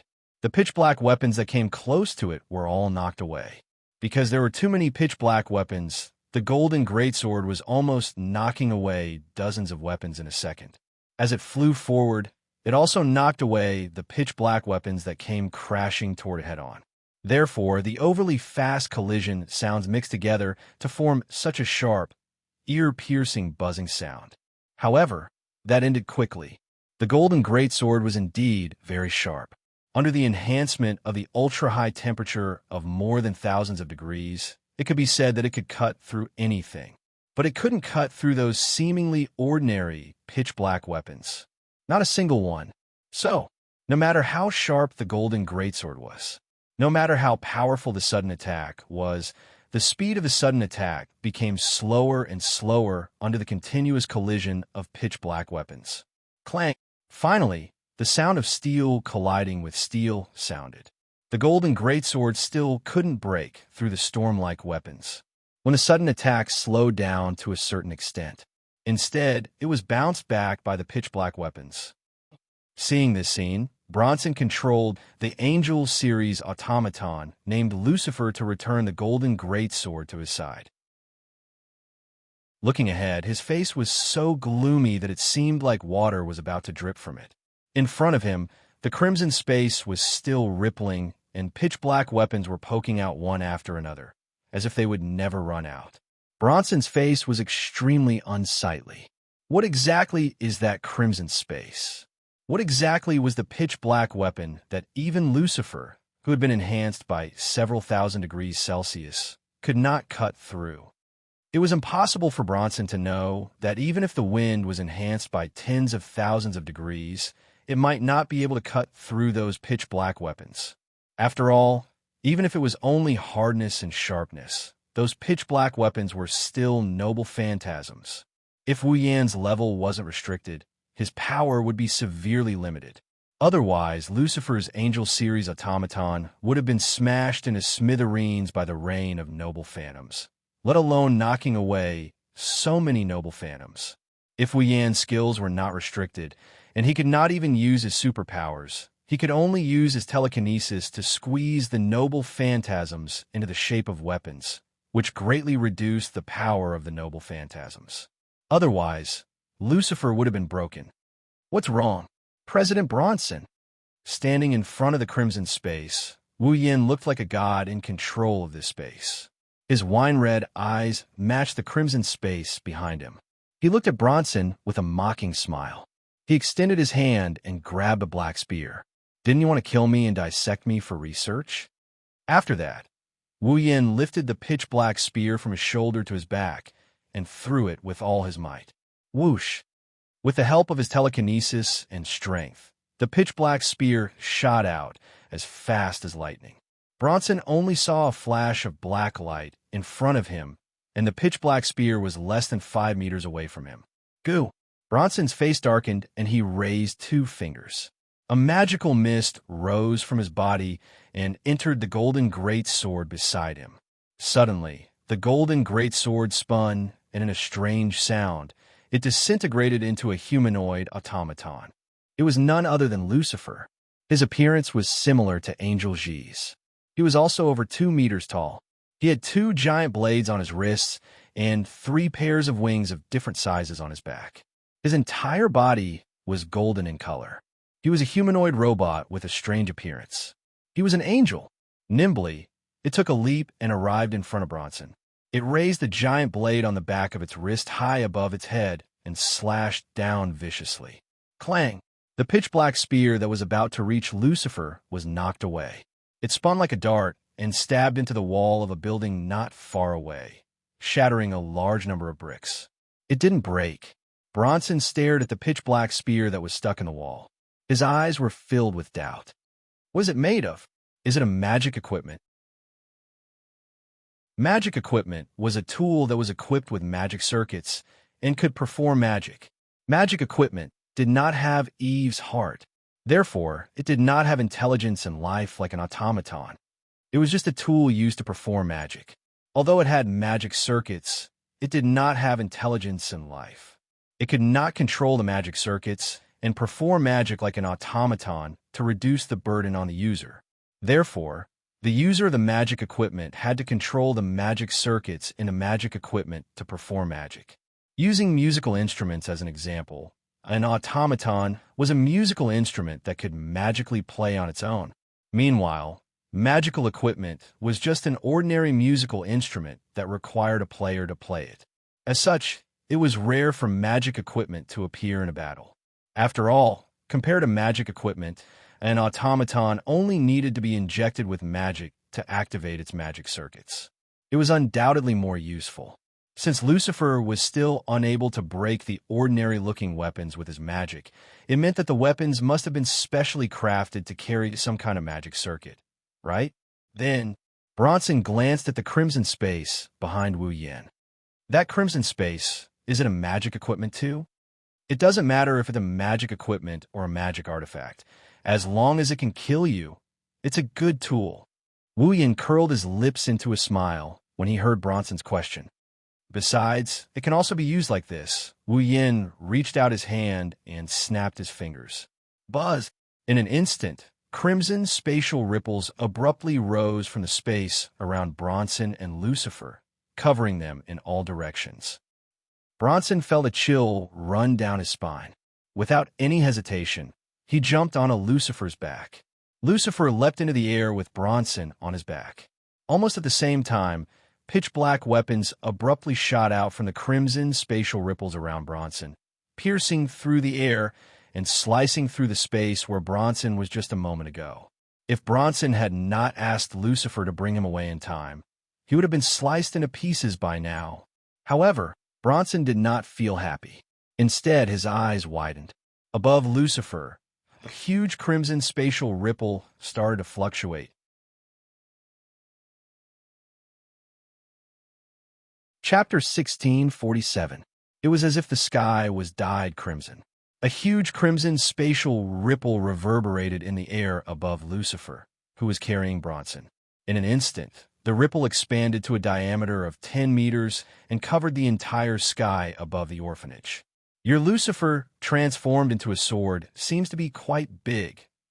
Bronson widened his eyes as he stared at the huge crimson spatial ripples in the sky. A voice that sent chills down his spine slowly entered his ears. Why don't you have a little competition with me? The crimson spatial ripple that covered the sky above the orphanage began to fluctuate violently. It was like a boiling pool that could not be stopped.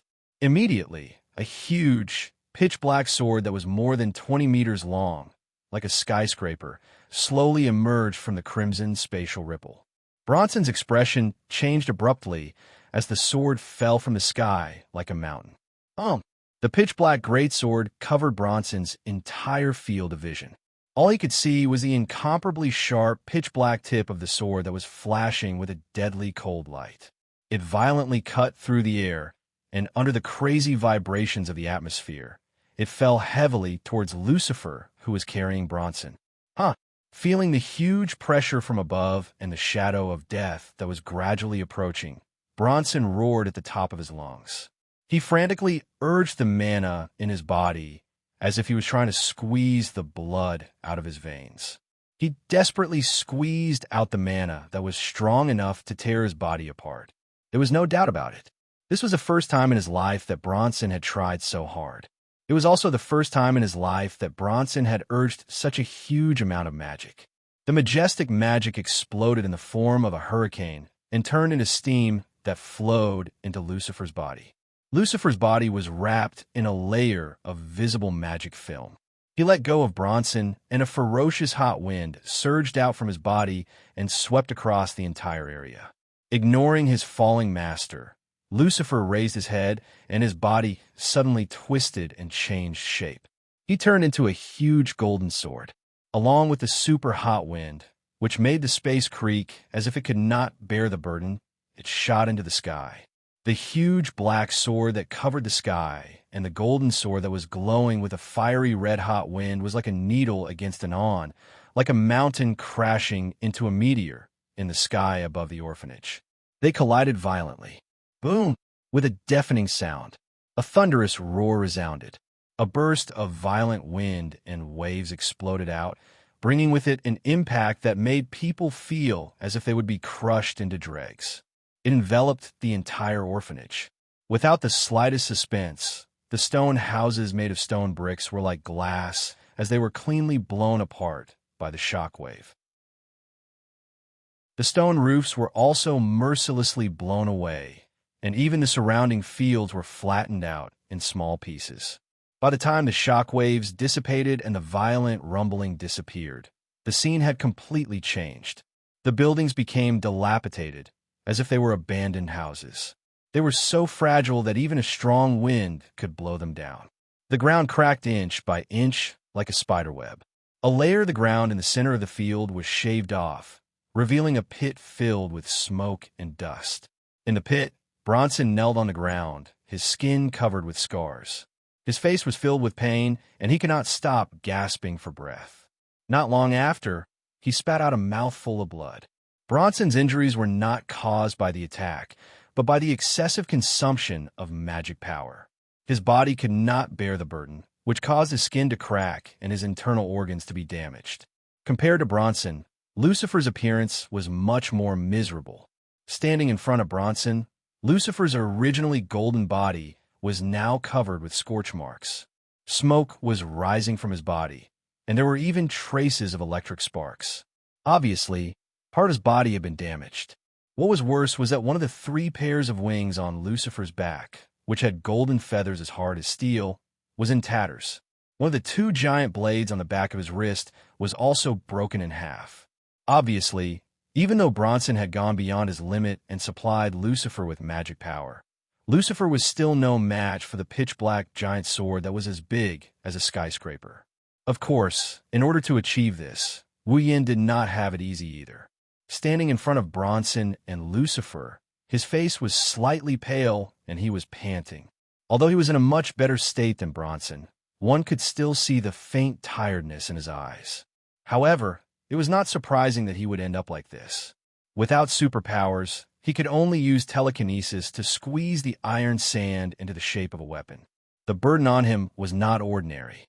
After all, telekinesis was a highly condensed form of magic power. Using telekinesis would consume a lot of magic power. Yet, Wu Yin had challenged his limit and squeezed out such a giant sword. He even used telekinesis to control it and attack. How could he not be tired? In this world, there was no one other than Wu Yin who could use telekinesis to attack like this. You've lived a long life, President Bronson. Suppressing his slightly rapid breathing, Wu Yin coldly looked at Bronson, who was kneeling on the back of Lucifer's tattered body. There was blood at the corner of his mouth, and his face was filled with pain. You're still alive? Should I say that you're worthy of being called the puppet user who almost became the Demon King? Bronson did not answer. It was unknown whether he was disdainful, unwilling, or unable to answer. He just raised his head and stared at Wu Yin. His eyes were filled with murderous intent. Oh, that's scary. Wu Yin laughed exaggeratedly, as if he was frightened by the murderous intent in Bronson's eyes. It's a pity that 20 years have passed since you were eliminated from the Night Assembly. Other than your mana growing stronger with the passage of time, you haven't improved at all. You've even forgotten to train yourself in order to manage that mechanical workshop of yours. How foolish. Stupid. Bronson was so angry that he laughed. Individual progress is nothing but degeneration. The progress of the times is irreversible. Magicians are individuals, groups, and life forms that exist for the sake of progress. If mankind stagnates, it will bring destruction and disaster to the world. The development of science and technology is a means of survival that cannot be ignored. For the sake of progress, for the sake of development, it's worth it no matter how much you sacrifice. Bronson stood up with difficulty and sneered. For the sake of progress, for the sake of science and technology, individual sacrifice is nothing. No matter how strong one is, one cannot survive alone. If you don't want to be destroyed, the only way to survive is to strengthen the group. This is the true path of survival, the true progress. Wu Yin smiled. His smile was full of pity and sympathy. Indeed, the importance of individuals and the importance of groups are on the same level. Everyone knows which side is more important. Everyone knows which side is the wisest choice. Wu Yan's eyes shone with a sharp light. But being wise is one thing, being right is another.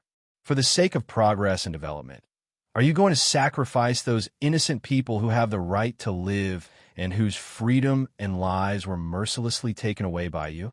No matter if it's Flay or Loki, although their importance can't be compared to all of mankind and naturally can't be compared to the development and progress of the entire world, sacrificing an individual for the sake of the group, no matter how beautiful you make it sound, is still an act of murder. You can't even protect the survival of an individual. You can't even improve yourself. You can't even grasp the things in front of you. Talk about development? Wu Yin didn't try to hide his emotions anymore as he taunted.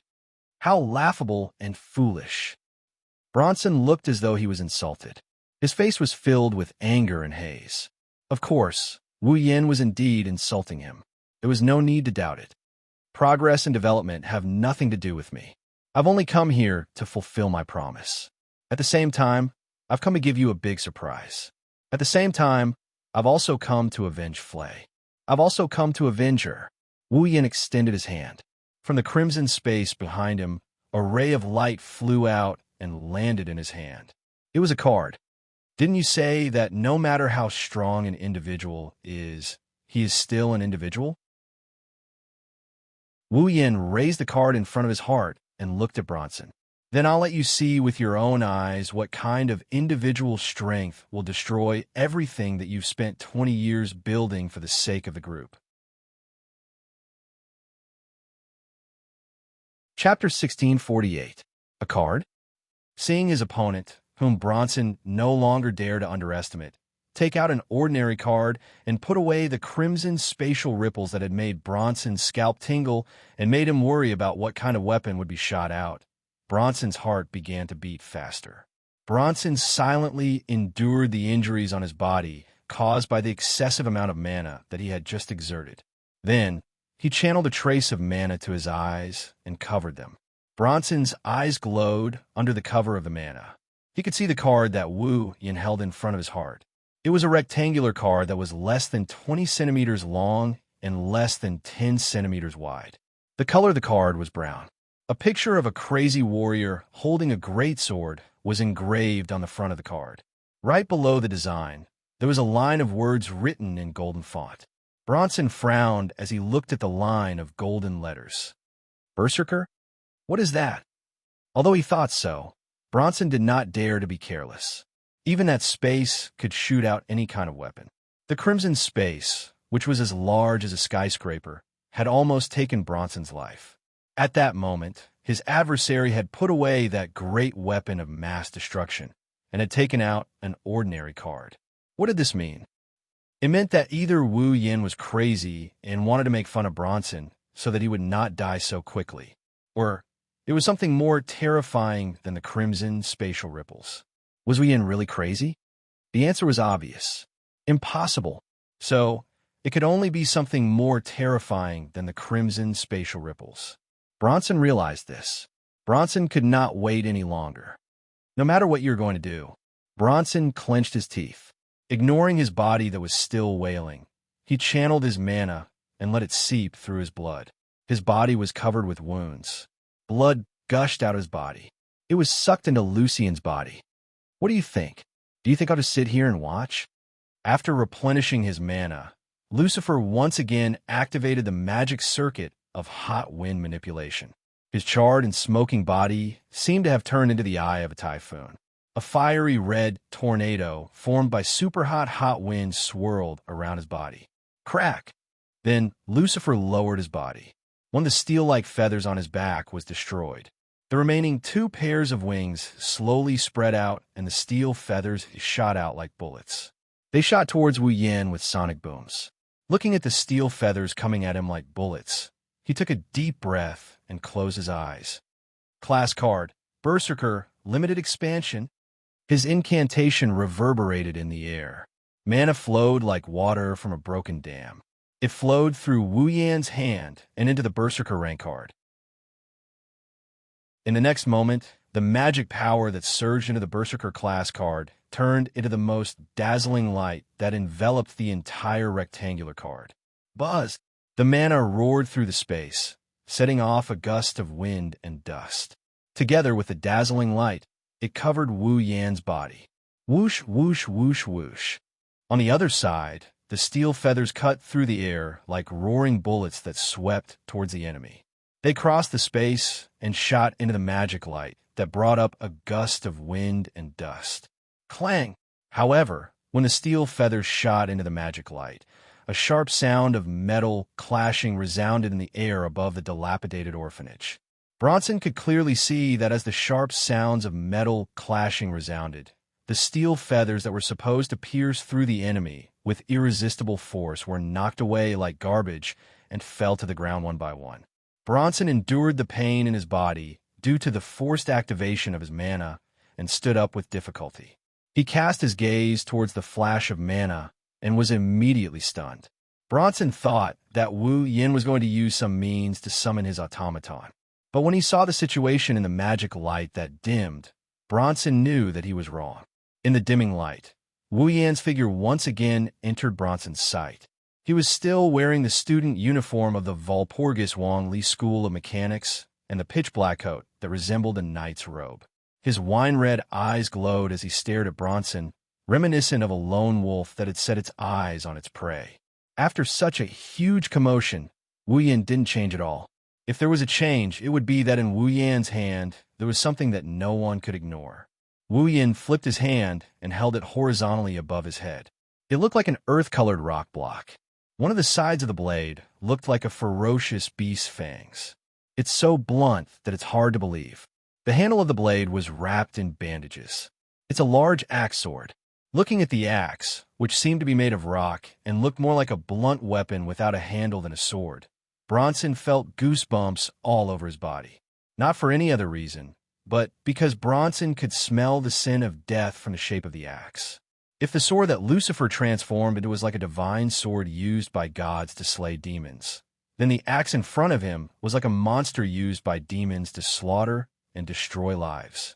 Smelling the scent of death from the sword, Bronson's mind, which had been stretched taut due to the unfavorable battle situation, snapped with a snap. Lucifer! Using the last of his strength, Bronson squeezed out all the remaining magic power in his body and violently channeled it into Lucifer's body. Kill him for me. Lucifer's eyes lit up like an angel's. He nimbly lowered his body, and like a cannonball, he channeled all the heat into his remaining greatsword. Raising it above his head, he slashed at Wu Yan with the greatsword as he flew forward. This time, Wu Yan did not use Gate of Babylon to suppress Lucifer. Instead, he smirked, stomped his feet on the ground, and rushed towards Lucifer. This is the power of the person you look down on. Wu Yan raised his head and looked at Lucifer, who was rushing towards him. Witness the legend of heroes born from miracles. Raising the ferocious-looking axe above his head, Wu Yan leaped into the air and rushed into Lucifer's arms. Roar! Kill 100 of them. The overlapping runes of the liberation spell rubbed against the air and shook the air. At that moment, it was as if the world had turned dark. The only thing left in the world was Lucifer, who was about to slash his enemy with his giant sword. However, Lucifer's sword was destined not to be able to slash down, because in front of him, the enemy had disappeared. No, it should be said that the ferocious axe in the enemy's hand disappeared in front of Lucifer's eyes. It turned into a torrent, like a whirlpool. It was like a beam of light, completely disappearing from sight. Yes, the axe that looked heavier than rocks and fake mountains moved at a speed faster than the speed of sound. It turned into a beam of light and was slashed by Wu Yin at Lucifer before it could even make sound. Whoa! By the time Lucifer noticed it, 8 beams of light had already slashed at him from the front, top, bottom, left, right, top left, top right, and bottom right. A total of 8 directions, surpassing time in the truest sense, overlapped with each other and formed a vortex. Then, The 8 beams of light that formed a whirlpool shape seemed to burst out at the same time, mercilessly landing on Lucifer's body. Poochie! It was hard to imagine that although Lucifer was made of steel, there was a tearing sound coming from his body. Bang! Then there was an explosion. 8 slashes viciously cut through Lucifer's body. His limbs, shoulders, and abdomen were all chopped into pieces. Chapter 1649. Bang! Amidst the muffled explosion, Lucifer, with smoke and electricity all over its body, was charred black except for its head and upper body. Its limbs, shoulders, and lower abdomen were all slashed into pieces by the 8 vortex-shaped slashes that turned into beams of light. Not far away, Bronson's mind went blank with a buzzing sound. He stepped back involuntarily, his eyes full of shock. The extremely fast slash turned into a beam of light. Furthermore, it was even faster than the speed of sound. In an almost negligible amount of time, it was as if the 8 consecutive slashes had burst out at the same time. Was that an attack that a human could make? No. After living for so long, Bronson was very sure that even the highest level of automaton with the highest performance and the most excellent, powerful, and outstanding magic circuit couldn't do such a thing, let alone human beings. At least, Bronson had never seen an automaton that could do it. With such a godly skill, there was no way he could defeat this opponent. Realizing this, Bronson finally couldn't hold back the panic in his heart and stepped back again and again.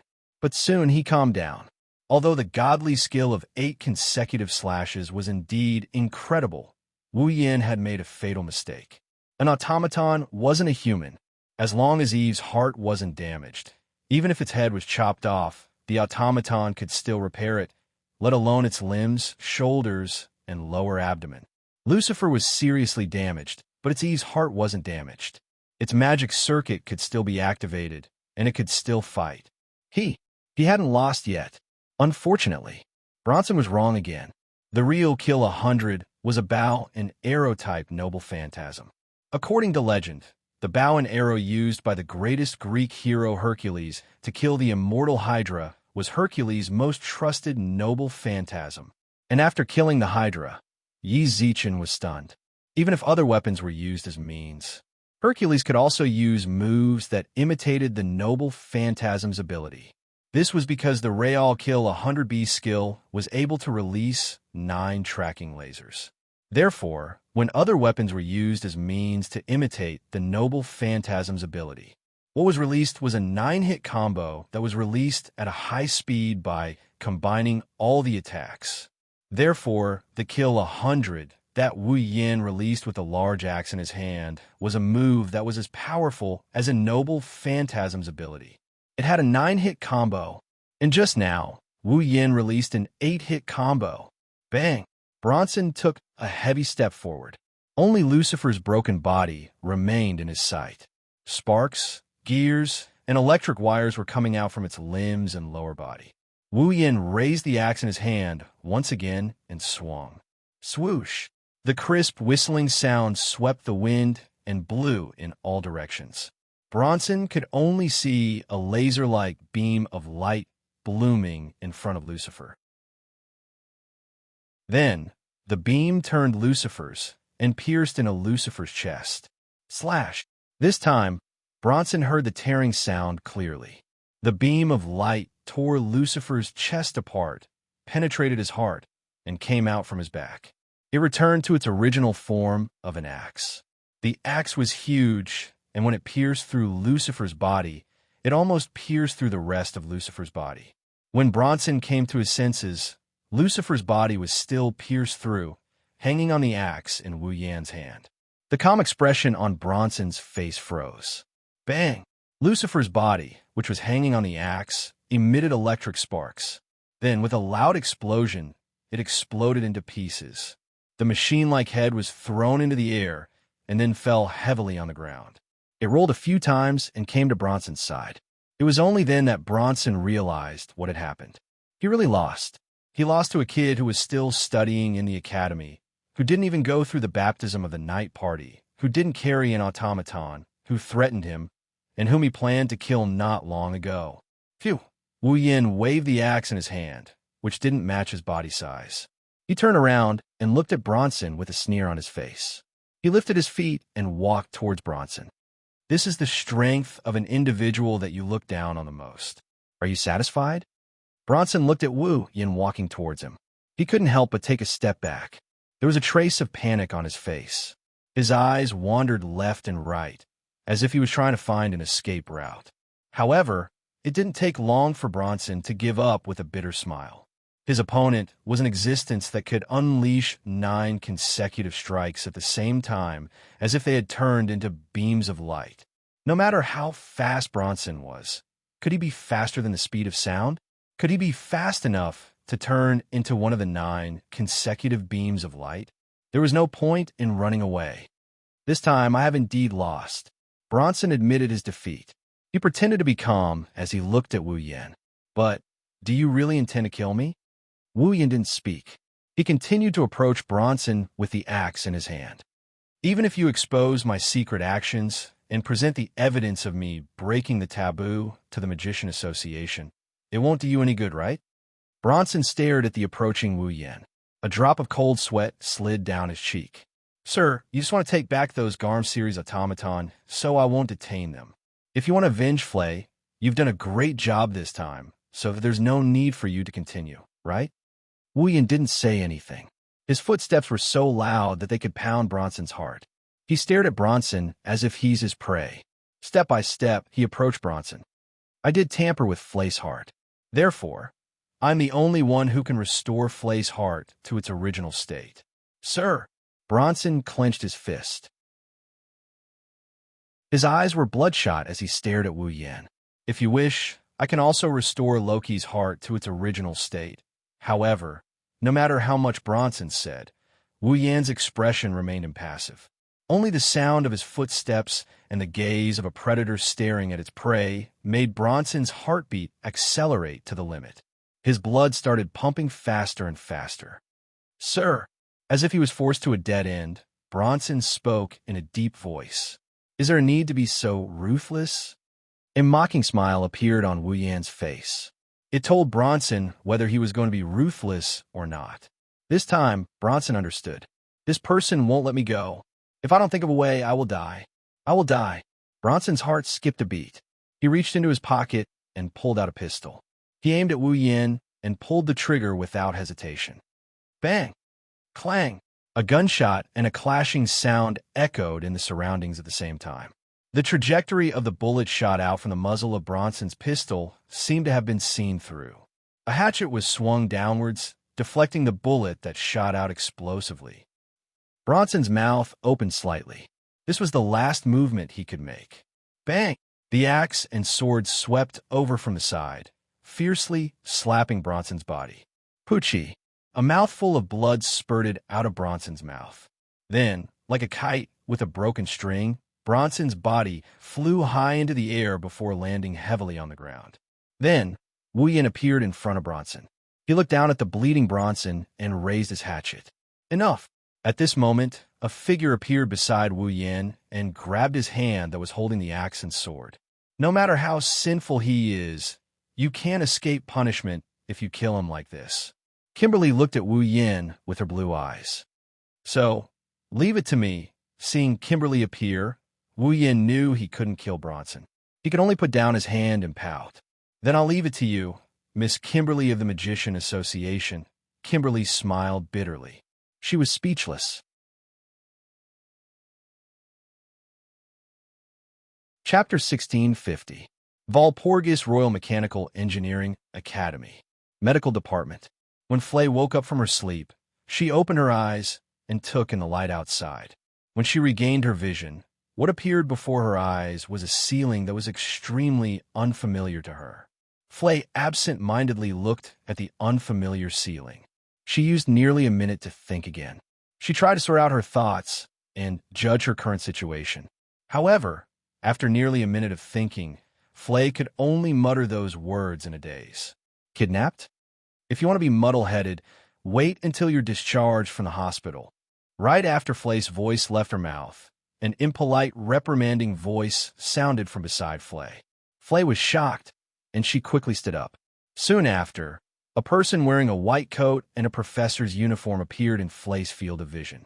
She wore a pair of glasses and had a cold and elegant expression. Flay was stunned on the spot, and she cried out in surprise.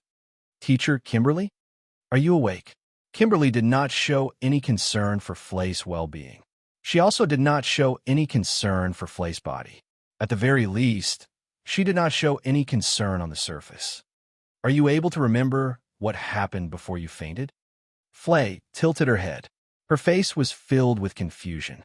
She furrowed her beautiful brows and began to think with all her might. This time around, Flay's mind was able to smoothly think. She did not go off track. Thus, Flay also remembered. Before she fainted, Wu Yin and Loki were fighting. Then, an abnormality suddenly appeared in her body. It caused her blood to flow in the opposite direction and turn into magic power. This caused Raby to go berserk. After recalling everything that happened before she fainted, Flay immediately panicked. "Raby, what happened to Raby?" "Calm down." Kimberly spoke with a terrifyingly calm voice. She moved aside. "Your dog is here." Only then did Flay see the place she was in. She was in a place that was similar to a hospital ward. At this moment, Flay was wearing a hospital gown. Bandages were wrapped around all over her body. She appeared to be in a very serious condition. However, Flay did not feel any pain at all. On a bed beside Frey's, Raby was also wrapped in bandages. He was lying there with his eyes closed. It was as if he had died. "Robbie." Flay immediately got off the bed. Kimberly didn't stop him. He allowed her to run to Rubby's side and put her hand on Rubby's body. After approaching Raby, Flay discovered that Raby was extremely weak. However, he was still breathing. His hand on Rubby's body could clearly feel the warmth of Rubby's body, proving that Robbie was still alive. "Don't worry about your dog, Dog Princess." When Kimberly saw how nervous Fry was about her automaton, she could not help but let out a sigh of relief. Although when you went berserk, your magic power did exceed its burden, causing its magic circuit to almost burst and its heart to rupture. Hearing those words, Flay's heart thumped heavily. Rupture heart? Did he mean that Eve's heart was damaged? The automaton's heart is damaged? Wasn't that the same as being hopeless? You should rejoice. You have indeed encountered an existence capable of creating miracles. Kimberly did not keep Flay in suspense. Before Flay could respond, she sighed in astonishment. "I don't know what kind of magic circuit the automaton of Scarlet Taze has. That girl's magic was able to cure a wound that could be described as hopeless. I'm afraid that it would be difficult to find someone to cure it." Cured it? Flay was startled. Then, she became overjoyed. "Then, Robbie, your dog is fine," Kimberly declared. "Although I don't know what kind of magic Scarlet Taze's automaton performed, the automaton did heal your dog. Even the wounds on your body were healed by her." "Phew." Flay heaved a sigh of relief. She spoke gratefully. Thank you. The person you should be thanking is not me." Even though she was clearly thanked, Kimberly seemed to dislike it. Her tone that had just softened immediately became cold and detached again. "Also, it is still too early to thank me. There are many more things that you should thank me for." After saying those words, Kimberly turned her gaze toward the entrance. Flay also looked over. Following that, a scene that caused Flay to involuntarily cover her mouth appeared before her eyes. The door was slowly opened, revealing the scene outside. Loki was standing at the entrance with Cherub. He seemed to have heaved a sigh of relief as he sized up Flay with a cold gaze. Then he walked in. Of course, the scene that caused Flay to involuntarily cover her mouth was not the matter of her younger brother coming to visit her. What caused Flay to be unable to restrain herself from covering her mouth was the fact that apart from bringing Cherub with him, Rocky also brought 4 dogs with him. The 4 breeds were shepherd dogs, German hounds, Great Danes, and Dachshunds. Their limbs and shoulders were equipped with armor. They were dogs of different sizes. Seeing the 4 dogs, Flay's eyes became moist. She began to cry out as if she was choking with sobs. Riviera, Ruby, Lavina, Robin, These dogs were the family members that Flay wanted to save even in her dreams. The Hellhound series automaton. Woof woof. Alo. Woo. Roar. The 4 Hellhound series automaton let out different cries of joy. With a jog, they ran to Flay's side and began to rub against her body. When Flay sensed the familiar scent emitting from the 4 Hellhound series automaton, she finally believed what she saw. She immediately hugged one of the automaton. Tears began to well up in her red eyes. She was only able to stop herself from crying with all her might. Due to the fact that the other dogs have not operated for a long time, their activation speed has become somewhat sluggish. Their bodies are also being examined. They should be able to return to your side soon. Rocky said indifferently. After saying those words, he turned around. I've brought your family members. After saying those words, Rocky immediately wanted to leave the ward. Seeing this, Flay immediately spoke out. Thank you, don't thank me. Before Flay could finish her words of gratitude, Loki's words stopped her. The one who saved them was Scarlet Eyes, not me. Also, Rocky turned his head around and glanced at Flay. The Divine Works has been disbanded. Hearing those words, Flay was stunned. That person who used to be our adoptive father, the person who tampered with our hearts, managed to find companions like us in his territory. Furthermore, after the operation failed, he planned to use the remains of our bodies to create puppets. Rocky's tone was slightly heavy and slightly relaxed. He spoke in an extremely contradictory manner. Thus, the Magician Association has already arrested him for violating a taboo. I believe that he will soon be sent to the execution ground and sentenced to death. Everything that restricted our freedom has already been destroyed. Rocky's red eyes looked directly at Flay, who was still stunned. His words contained an unprecedented trace of gentleness. Similarly, there is no longer any reason for you to fight. It's best that you don't participate in the night gathering. It's not worth it if you get injured, Rocky. When Flay heard Rocky's words of concern that he no longer concealed, she finally understood why Rocky would not hesitate to destroy Raby and force her to withdraw from the night gathering. It was not because Rocky looked down on the weak. Instead, it was because Rocky did not wish for Flay to be harmed. Her little brother did not truly hate her. On the contrary, he was very concerned about her. Flay's eyes became moist again. However, she did not allow her tears to fall. With a voice that even mosquitoes could not compare to, she softly spoke. Thank you. I already said that the person you should be thanking is not me. Rocky replied with his usual cold and indifferent tone.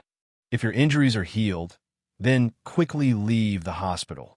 Those dogs of yours are still waiting for you to return to adopt and take care of them.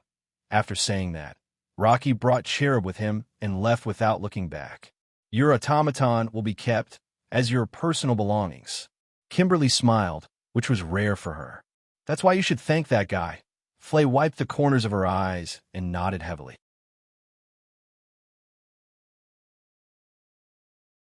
Chapter 1651. Valpurgis King Mecha Academy, Tortoise House. Natsuki, Ikaros, Astria, Nagisa, and Cannon were occupying the corners, sofas, and beds in the room that was more luxurious than any other dorm room in the world. Natsuki, Ikaros, Astria, Nagisa, and Cannon were either standing, sitting, or lying on their stomach, reading the latest novel. Although this room was indeed decorated very luxuriously, the only thing that couldn't be changed was the size of the room. It was already very difficult to accommodate 5 people, not to mention that it occupied such a large space and there were many people.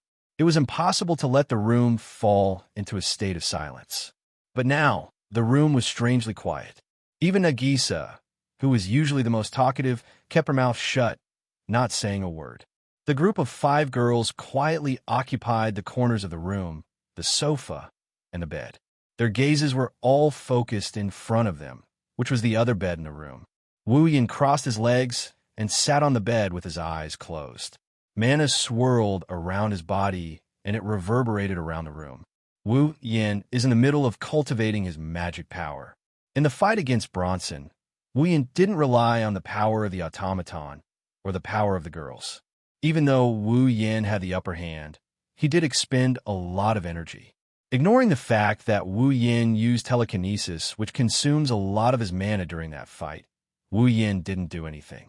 He used telekinesis to control his noble phantasm to shoot. He also used telekinesis to squeeze the iron sand into the shape of a weapon. This kind of mana consumption was already very stressful for a normal vampire. Of course, Wu Yin is no ordinary vampire. He is the pinnacle of all vampires, a true ancestor with the noblest bloodline. In addition, his demonic power was at the peak of the true ancestor level. This kind of mana consumption wasn't a big deal. Therefore, the real mana consumption came later. The place where he used telekinesis to form the Greatsword and the limited expansion card. Originally, just by using it, telekinesis consumes a lot more MP than normal magic. Wu Yin also used telekinesis to form a sword that is at least 20 m long and as big as a skyscraper. The amount of mana consumed was enough to crush a pure-blooded vampire. As for the limited expansion class card, its magic consumption was even higher than the formation of the giant sword. One had to know that if one wanted to limit the expansion of a class-level card, the user had to use the magic attire as a medium. Only then could they use the magic attire as a basis to materialize the heroic spirit's relic. However, Wu Yin didn't use his magic attire. Instead, he converted his mana into materialized mana and relied on his mana to support the limited release of the card. When Wu Yin used this method to create the limited expansion card, Ren Enbin and Luvia thought he was crazy. After all, materializing mana required a certain amount of mana. Using mana to support the materialization of the noble phantasm would consume more mana than the human body could possibly have. If it wasn't Wu Yin who used this method to create the limited expansion card, even if it was an ordinary true ancestor, they would feel more or less tired. First, he used a lot of telekinesis. Then, he challenged the limit and used telekinesis to form the Greatsword. Finally, Wu Yin also used the limited expansion card of the Berserker. All three of these actions consumed a lot of magic power. With Wu Yin's extraordinary mana, he naturally wouldn't use up all of his mana. However, he still used up a lot of mana. Generally speaking, after using up a lot of mana, the effect of mana cultivation would be better than normal cultivation. Seizing this opportunity, Wu Yin was willing to spend some time to cultivate mana. No one would ever complain about having too much mana, right? Natsuki, Ikaros, Astria, Nagisa, Kanon, and the other girls are waiting for him. Wu Yin immersed himself in his cultivation. Judging by the increasing mana fluctuations coming from him, he must have gained a lot from his training. However, Nagisa and Astria couldn't help but feel bored when they saw the most important person in their heart immersed in cultivation. Oni-chan, when are you going to finish your cultivation? Nagisa rested her chin on her hand as she laid on her bed. She kicked her legs in annoyance as she complained. Nagisa has been in her room since last night. She didn't eat anything this morning. If only the dorm had a kitchen, Nagisa could make her own curry. I really want to eat curry. Gulp. Perhaps Nagisa's nagging stimulated Astria's appetite. Even though Astria didn't say anything, her stomach obediently expressed its thoughts on her behalf. Astria whimpered. I'm so hungry, Kanon picked up the tea set and asked with uncertainty. Why don't you have a cup of tea first? Drinking tea will only make you hungrier. Also, don't use black tea to fill your stomach. Natsuki disagreed nonchalantly. She turned to Ikaros, who was standing closest to Wu Yin. Her eyes never left Wu Yin. Ikaros, you've been watching Yin since last night. Even if Angelus isn't tired, you should take a break. Why don't you come have a cup of tea? Thank you. Ikaros shook her head, but she didn't agree. In less than a second, she went back to watching Wu Yin. He is indeed loyal, but isn't this loyalty a little too much? Natsuki bitterly smiled when she saw Ikaros' reaction. She turned to Wu Yin, who was in the middle of his cultivation. I really don't know how many lifetimes of blessings you've accumulated to have someone like this sacrifice for you. Natsuki didn't expect Wu Yin to hear her, since he's in a state of cultivation. Wu Yin isn't sure if he heard Natsuki or not, the mana around him suddenly slowed down. Then, the mana returned his body bit by bit. This is the sign of the end of his cultivation. Not Suki and Canon, who were sitting on the sofa, straightened their backs. Nagisa and Astria, who were lying on the bed, sat up. Ikaros took a step forward with anticipation in her indigo eyes. Not long after, the mana fluctuations that had been lingering in the room since last night receded. All of the mana around Wu Yin retreated back into his body. When everything calmed down, Wu Yin slowly opened his eyes under the watchful eyes of all the girls. His wine-red eyes flashed with a profound light. And then, as if he just woke up, Wu Yin stretched his back. The sound of bones rubbing against each other could be heard from within his body. Coupled with that satisfied expression of his, needless to say, the results of this training session are pretty good. Master, Ikaros, who refused to touch the red tea, held a teacup in her hand. Tea. Thank you, Ikaros. Ikaros. Wu Yin happily accepted the teacup and took a sip before passing it back to Ikaros. Thank you for your hard work. Oni-chan, master. Nagisa and Astria also jumped in front of Wu Yin with smiles on their faces. Is the cultivation over? Yes, it's over. Wu Yin rubbed Nagisa and Astria's heads. Sorry for making you wait. By the looks of it, you must have had a good harvest. Natsuki looked at Wu Yin for a bit before she stopped looking at him. She then casually said, Also, we aren't the only ones who waited. You aren't the only ones? Wu Yin tilted his head. A question mark floated in front of his head. Oni-chan. Canon walked to the window and waved at Wu Yin. She pointed outside. Someone has been waiting outside for a long time, but when you asked her to come in, she didn't want to. She's been waiting outside. Since she's here, why don't she come in? Wu Yin scratched his cheeks, and he got up from his bed. He walked over to the window, and he looked at the courtyard. In the courtyard, in a corner of the flower bed, a young girl with a pearl white ponytail on the right side of her head and 5 dogs of different sizes was hiding there. She was sneakily looking at the dormitory, as if she was peeping. Looking at the sneaky girl, Wu Yin helplessly chuckled.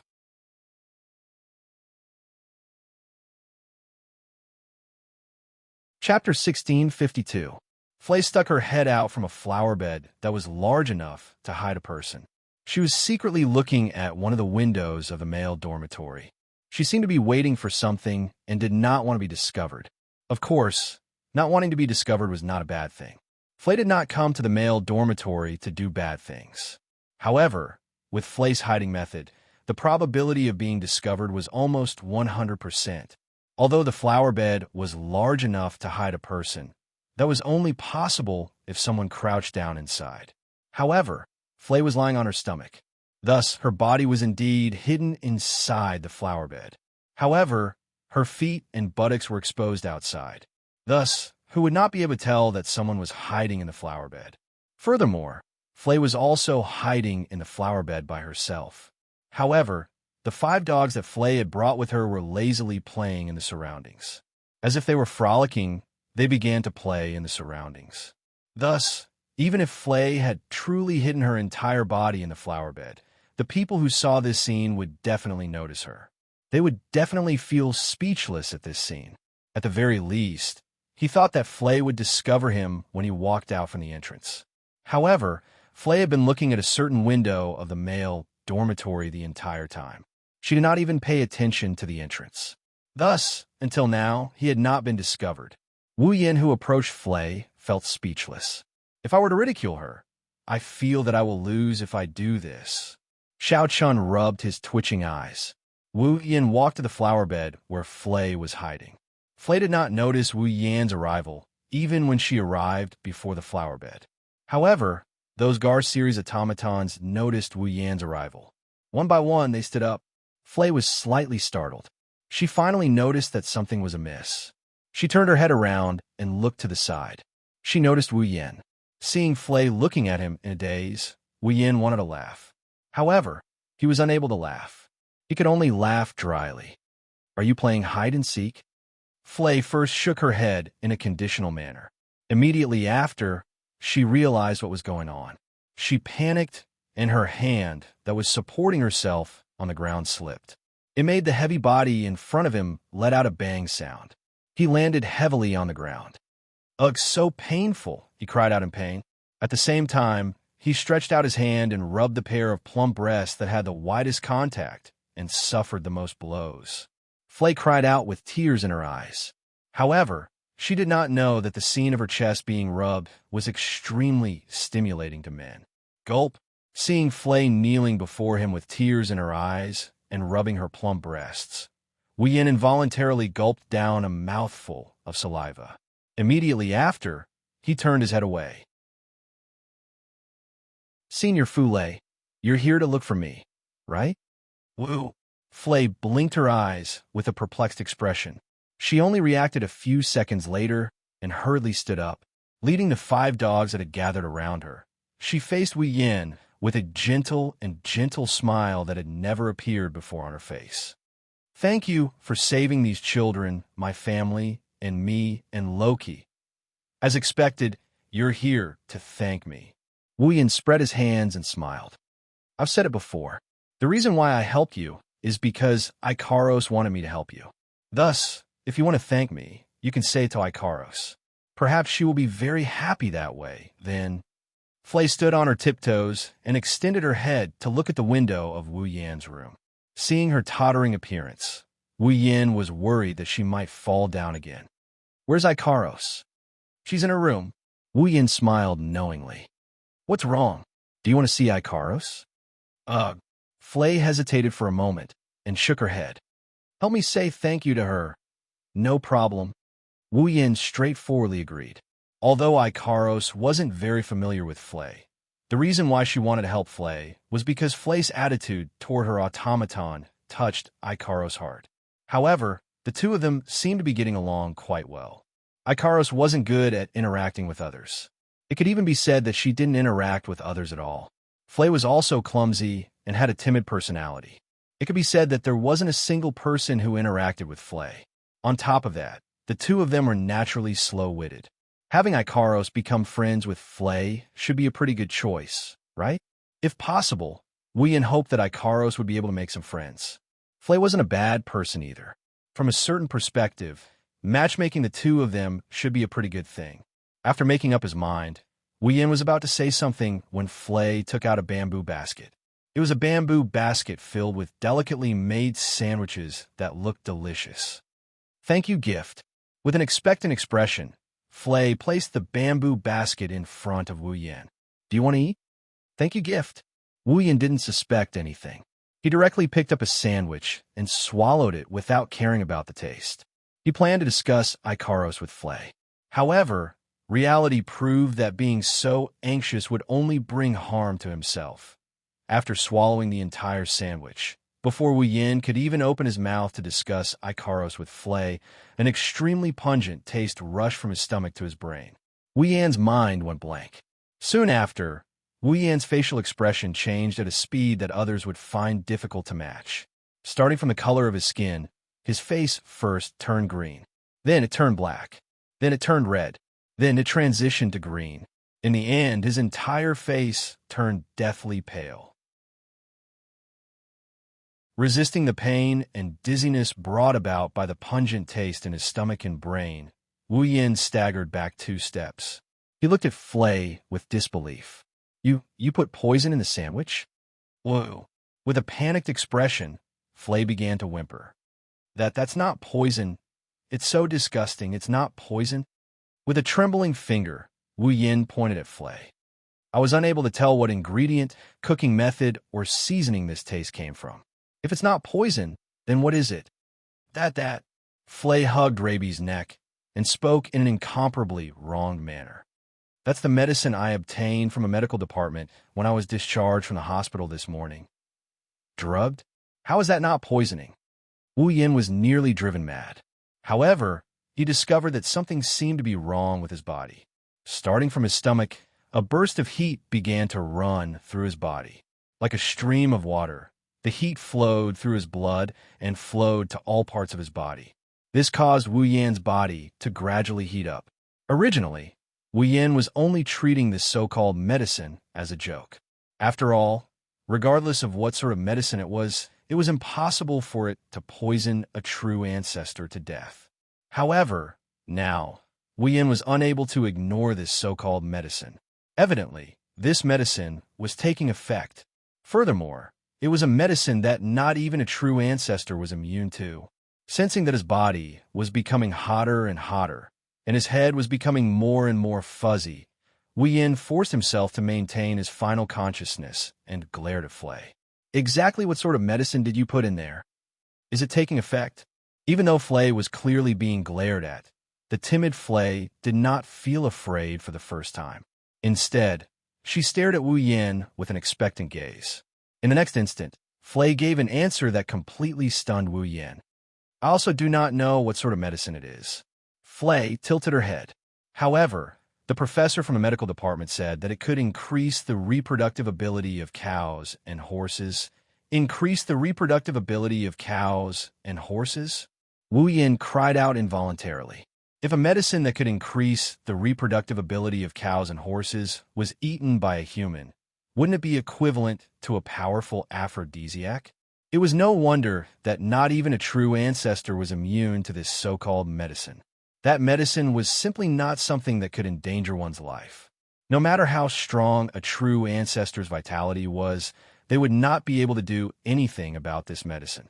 However, the medicine's effect was continuously increasing in Wu Yan's body. This was also a fact. If this were to continue, Wu Yin might really lose his reason and turn into a pervert.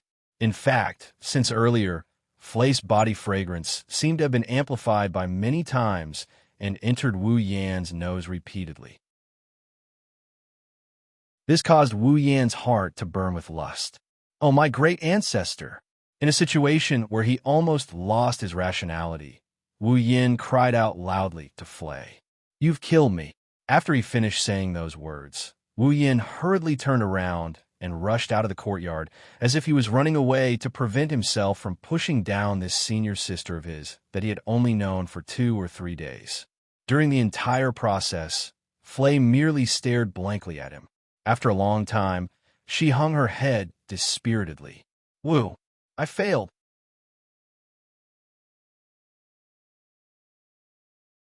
Chapter 1653.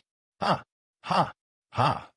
Wu Yin dashed out of the male dormitory's courtyard with the fastest speed he could muster with his ability restricted and his body comparable to that of a normal person. He ran madly all the way into the main street.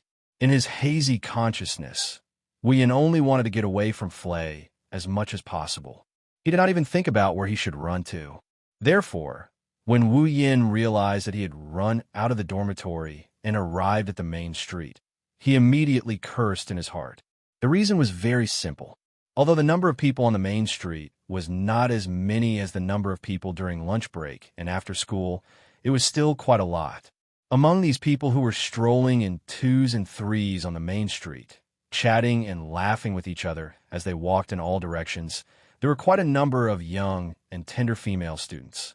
At this moment, in Wu Yan's eyes, none of these female students could be compared to the girls beside him, nor could they be compared to Charlot and Flay. However, their every action, every smile, and every frown were filled with seduction, causing Wu Yan's mouth to feel dry and his tongue to tremble. If he were to transform into a wolf on this main street that ran through all directions of the Walpurgis Wangli Tech Academy and find a random girl to pounce on and forcefully CK her on the street, what would the consequences be? When he thought of this, Wu Yan's head that was so hot that it was almost burning cooled down a little. This allowed him to have some spare energy to think about other things. He would put aside the question of why Flay had drugged him for now. It was a fact that he had been drugged.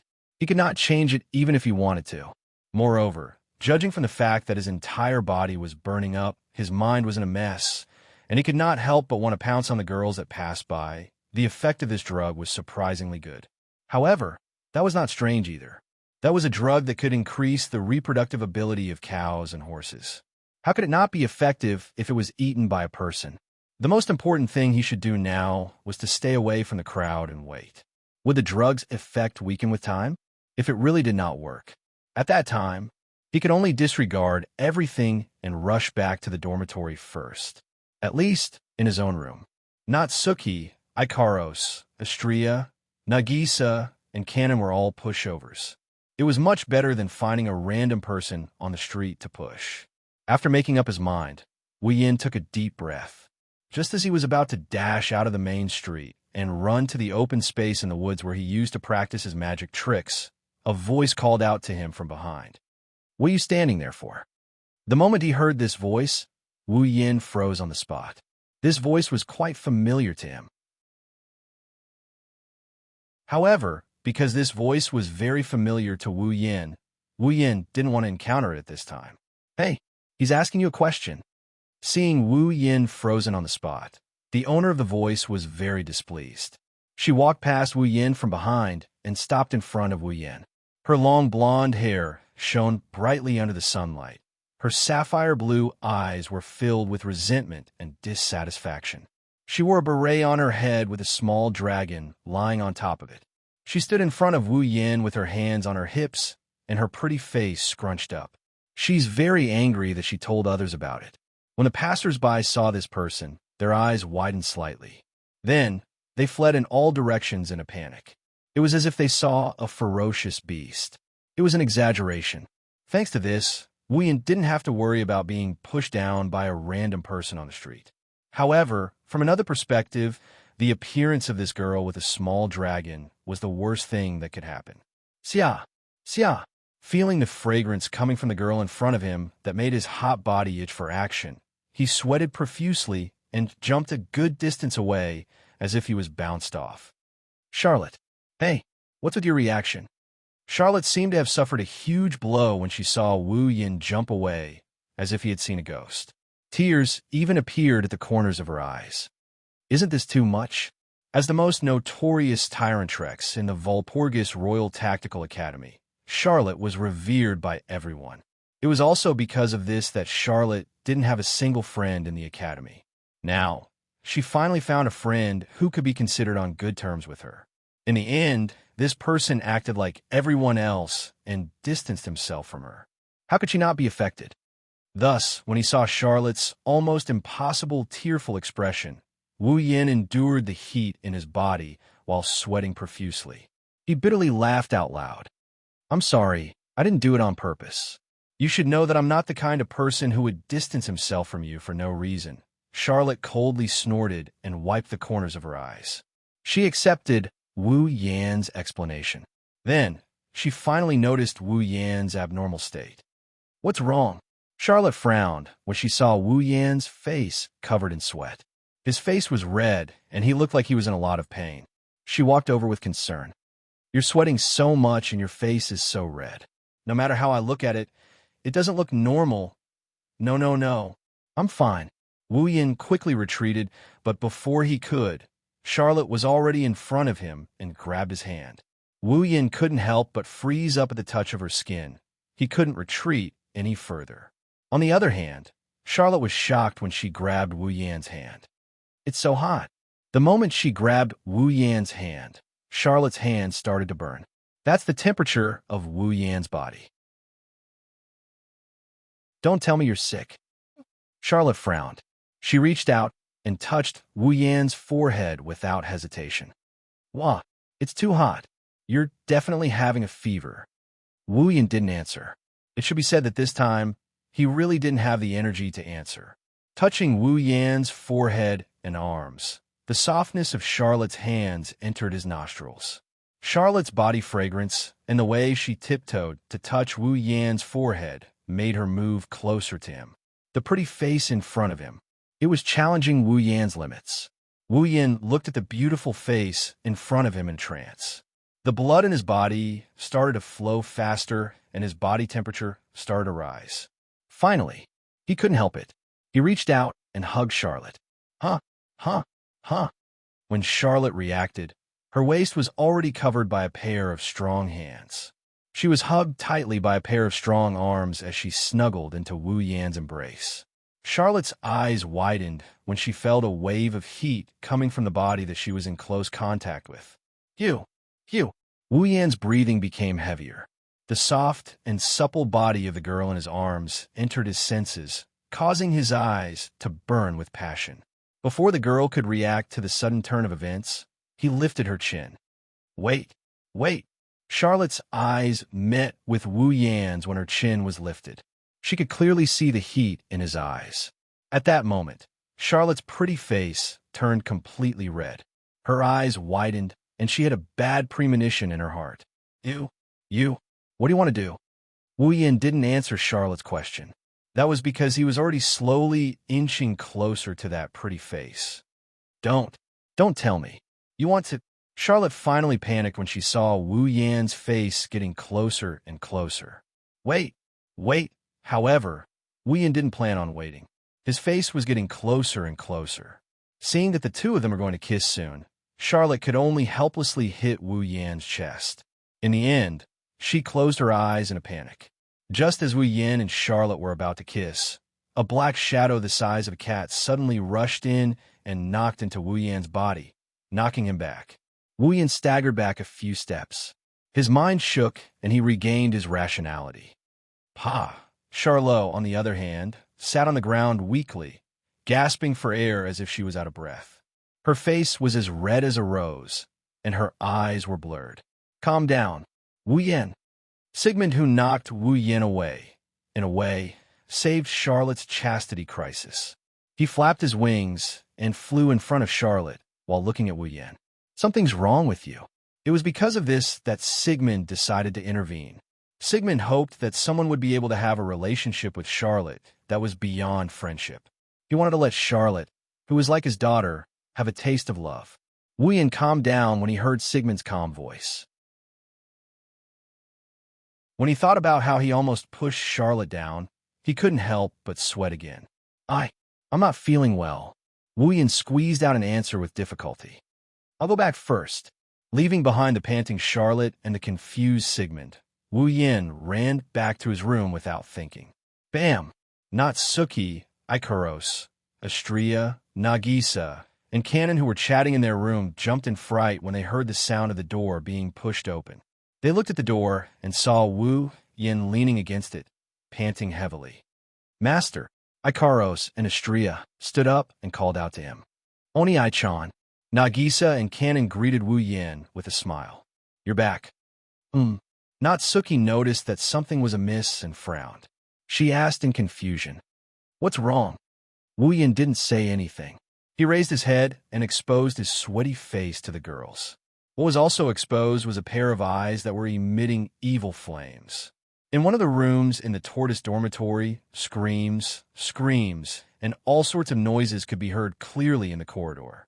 However, it didn't take long for these sounds to turn into cries of pain, gasps for breath, and moans that made people think of, today is destined to be a good day.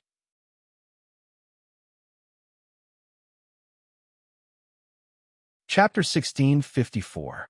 The next morning, his back is aching and he's exhausted. Wu Yan slowly regained consciousness.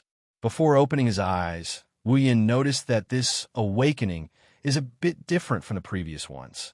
Of course, waking up in a state of backache and exhaustion was a different feeling from waking up in the past. Other than that, Wu Yan also felt something heavy on his body, just like his consciousness. It's as if he's being pressed down by something soft. Is this a ghost pressing down on me? But if it was a ghost pressing down on the bed, how could it be so comfortable? This feeling, this weight, it feels so familiar. Wu Yan woke up from his dream and opened his eyes. When he opened his eyes, the first thing he saw was Nagisa curled up like a kitten. She had tears at the corner of her eyes, and she laid on top of him naked. Seeing this, Wu Yan's brain short-circuited, and he's a bit confused. Nagisa is lying on top of me? But didn't Nagisa sleep with Natsuki? Why is she naked? It took some time for Wu Yan to react to the situation. His body moved unnaturally, but with this movement, Wu Yan's arms and thighs are starting to feel heavy as well. Beside Wu Yan, there was a voluptuous angel girl with a pair of pink wings and a pair of pure white wings. Similarly, the two angelic girls were also in a state of naked and smooth state. Ikaros and Astria are hugging Wu Yan's arms, one on the left and one on the right. She looked like she was sleeping soundly, and a little below the bed. Natsuki and Cannon were sleeping on Wu Yan's thighs. Their hair was messy, and they didn't have any clothes on. Their skin was white and flawless. An unnatural redness covered their skin, including their cheeks. Natsuki, Ikaros, Astria, Nagisa, and Kanon surrounded Wu Yan's body. They were sleeping soundly. Looking at the scene in front of them, they couldn't help but feel their blood boil. Wu Yan couldn't react in time. However, the room is filled with an extremely foul stench. Wu Yan, who is familiar with this stench, turned his head and scanned the room. He saw that the room had become extremely messy. On the floor, on the sofa, on the counter, and on the potted plant, pieces of clothes were strewn all over the room. A strong odor permeated the air. It was a smell that could easily arouse one's urges. Wu Yan finally recalled what happened when he got hit by this strange smell. He remembered that Fu Lei had drugged him yesterday, and he had nearly turned into a self-propelled human cannon. His reputation had been completely destroyed. Also, if Wu Yan remembered correctly, he almost pushed down Charlotte, who was just passing by to buy soy sauce. Wu Yan felt a lingering fear when he thought about this. He was relieved. Fortunately, he made it back to the dorm. Otherwise, Wu Yan didn't dare to imagine what kind of tragedy would have befallen him. However, Flei's drugging incident did help Wu Yan. Otherwise, how could Wu Yan have the guts to push down Natsuki, Ikaros, Astria, Nagisa, and Kanon at the same time without the help of any Chinese medicine? Fortune and misfortune go hand in hand. With such thoughts in mind, Wu Yan reminisced about the feeling of making love with the 5 girls yesterday. He pulled his hands away from Ikaros and Astria. He hugged Nagisa and sat up. He started patting the girls' faces. "It's time to wake up, my dear wives." Under Wu Yan's teasing, the 5 girls started to let out soft moans that could make one's bones go numb. Their delicate bodies wriggled a few times, and their brows furrowed slightly. They slowly woke up and opened their eyes. "Huh." Nagisa yawned and stretched her body sleepily. However, when she moved, a sharp pain pierced her lower body. Nagisa cried out in pain. "It hurts." "Ugh." Kanon seemed to be in the same pain. She had a dazed expression on her face. Clearly, she hadn't fully woken up from her sleep. Natsuki, Ikaros, and Astria were the only ones who managed to snap out of it. This isn't the first time Ikaros and Astria did it. They didn't need to sleep yet. Even though they fell asleep due to Wu Yan's teasing, they will regain their consciousness as soon as they wake up. The moment the 2 angelic girls woke up, they remembered the crazy thing they did yesterday. Their faces turned red, and even their ears turned red. As for Natsuki, she had simply gotten used to her ability to react quickly when something was wrong, allowing her to immediately wake up from her dizzy state. Natsuki naturally felt the same pain as Nagisa and Kanon. She recalled how a certain wolf had gone berserk yesterday and pushed everyone here to the ground. Her doll-like face darkened. Yua. Only then did Nagisa and Kanon recall what had happened yesterday. They cried out in shock and anger, grabbing the sheets on the bed and wrapping them around themselves. The next moment, Natsuki's sharp and cold gaze landed on Wu Yan, causing him to shiver. "Is there anything you want to explain?" Natsuki's voice was as childish and calm as ever. It gave off a contradictory feeling of calmness and innocence. However, there was no calmness or innocence in her voice. There was only bone-chilling coldness. It wasn't hard to imagine how angry Natsuki was at Wu Yan's actions yesterday. Pervert, idiot, big idiot. Not only Natsuki, even Nagisa had tears in her eyes as she complained. "He didn't even give me time to prepare myself and treated Nagisa like that. Nagisa is really angry."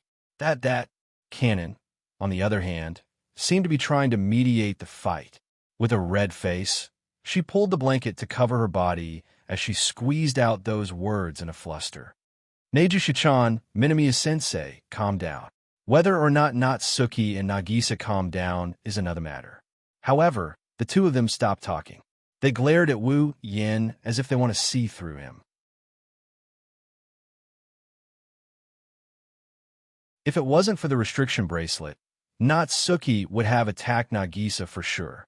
Nagisa aside, Natsuki would definitely have attacked. Under the watchful eyes of the two girls, Wu Yin grinned sheepishly. After carefully choosing his words, he meekly said this. If I told you that a woman drugged me with an aphrodisiac, would you believe me? There was no need to answer that question. Natsuki, Nagisa, Kanon, Astria, and even Ikaros looked at Wu Yin suspiciously. That was only natural. A woman drugged a man? Could it be that this woman wanted this man to push her down? Although it wasn't impossible, this possibility was definitely much smaller than a man suddenly going berserk and forcing himself on a group of girls. They couldn't help but be suspicious. It's true. Someone really drugged me yesterday. Even if you don't believe me, you should at least understand me. Wu Yin didn't know what was the most sincere expression. He didn't know what was fake either. He tried his best to defend himself. Do I look like the kind of scum who would go berserk and force himself on all of you? Other than Ikaros and Kanon, Natsuki, Nagisa, and Astria checked Wu Yin out before they spoke in unison. What else? Wu Yin almost coughed up blood. At least believe me. As soon as he finished speaking, the entire place fell silent. Oomph. After a while, Natsuki got impatient. She snorted and shifted her gaze away from Wu Yin. It looks like you're not lying. I'm not interested in the details, so I won't ask. But you have to know that there won't be a next time. Don't worry about it. Wu Yin patted his chest in glee. Next time, it will definitely be under the condition that you are willing to do it. Natsuki flinched and shouted angrily. Who would be willing to be with you?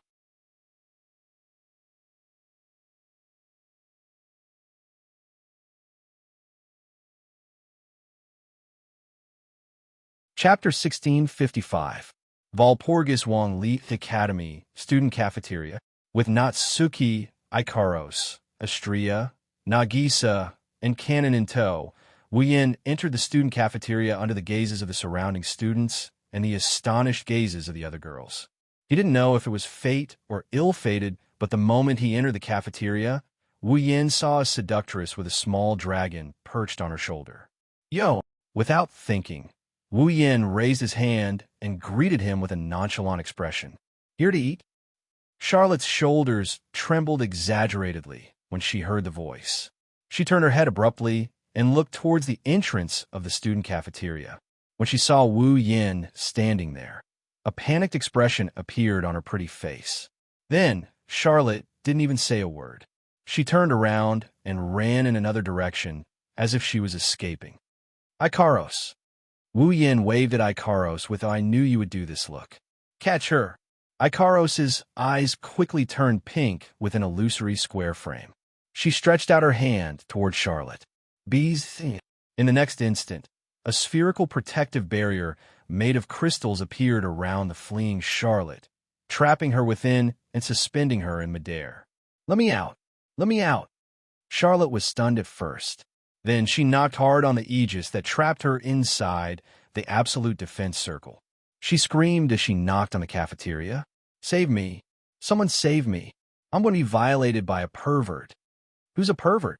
Wu Yin ridiculed as he led the girls to the aegis that trapped Charlotte. Besides, if it's just a pervert, he wouldn't dare attack you, right? You pervert. Let me out. Charlotte glared at Wu Yin. Her eyes were watery. Could it be? Are you planning to take me home and enjoy me? If it's really possible, I don't mind. Wu Yin moved a chair to the nearest table and sat down with the girls. He looked at Charlotte, who was knocking on the barrier in the aegis, absolute defense circle, in a mocking manner. But I'm hungry right now. I'll come back and enjoy you after dinner. You. Charlotte secretly swallowed a mouthful of saliva. He said with a timid expression, You're not for real, are you? That depends on what you mean by that. Wu Yin rolled his eyes, and he said in an annoyed tone, You're running away early in the morning, and you're calling me a pervert? You're a pervert. Charlotte snorted. Don't tell me you've forgotten what you did to me yesterday. You're worse than a beast. As soon as Charlotte finished her words, the sound of a group of people falling to the ground and the sound of plates and cutlery shattering echoed in the student cafeteria. The students who were eating in the student cafeteria heard Charlotte's words clearly. An indescribable silence filled the cafeteria as they looked at Wu Yin and Charlotte in astonishment. After a moment of silence, Many of them gave Wu Yin a thumbs up. To be able to subdue that Rex of Monarch's reign. Furthermore, he had done something that was worse than a beast. This was enough to establish a legend in the entire Walpurgis Royal Mechanic Academy. The students couldn't help but be speechless with admiration. Under those admiring gazes, Wu Yin couldn't keep his carefree expression any longer. He couldn't help but retort. Can you not say things that will cause misunderstandings? What did I do to you yesterday? I'm worse than a beast. You forgot. You forgot. How dare you forget?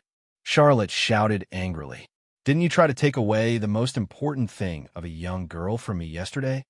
This time, the students in the cafeteria started coughing violently. Some of them even spat out the food in their mouths. Big brother. Even Nagisa seemed to believe Charlotte's words and revealed a sinister expression. Surely you didn't. Did you do the same thing to Miss Charlotte? What? Charlotte exclaimed in shock. Did he also almost steal your first kiss? First kiss? Natsuki, Nagisa, Kanon, and Astria were shocked. They said something that silenced the cafeteria. It was just a kiss. He looked like a duck that was being strangled. In an instant, the cafeteria fell silent. It was just a kiss. What does that mean? Crimson Eyes didn't just take advantage of Rex. He took advantage of Crimson Eyes and took advantage of Rex's robot. He even took advantage of her automaton. And this advantage wasn't as simple as just a kiss, right? This time, the gazes of the students in the cafeteria towards Wu Yin changed from admiration and reverence to disdain and contempt. Pervert. Pervert. You're an incorrigible pervert. The #1 pervert in the world. Charlotte shouted angrily. You even took advantage of your own automaton. Why don't a pervert like you just die? I really want to die now. Wu Yin forced a smile. He rubbed his forehead like he was having a headache. I beg of you. I don't care about the rumors, but please don't tarnish my reputation. Okay? Natsuki, Nagisa, Astria, and Charlotte were angered by his words. Tarnish your reputation? That was something you actually did.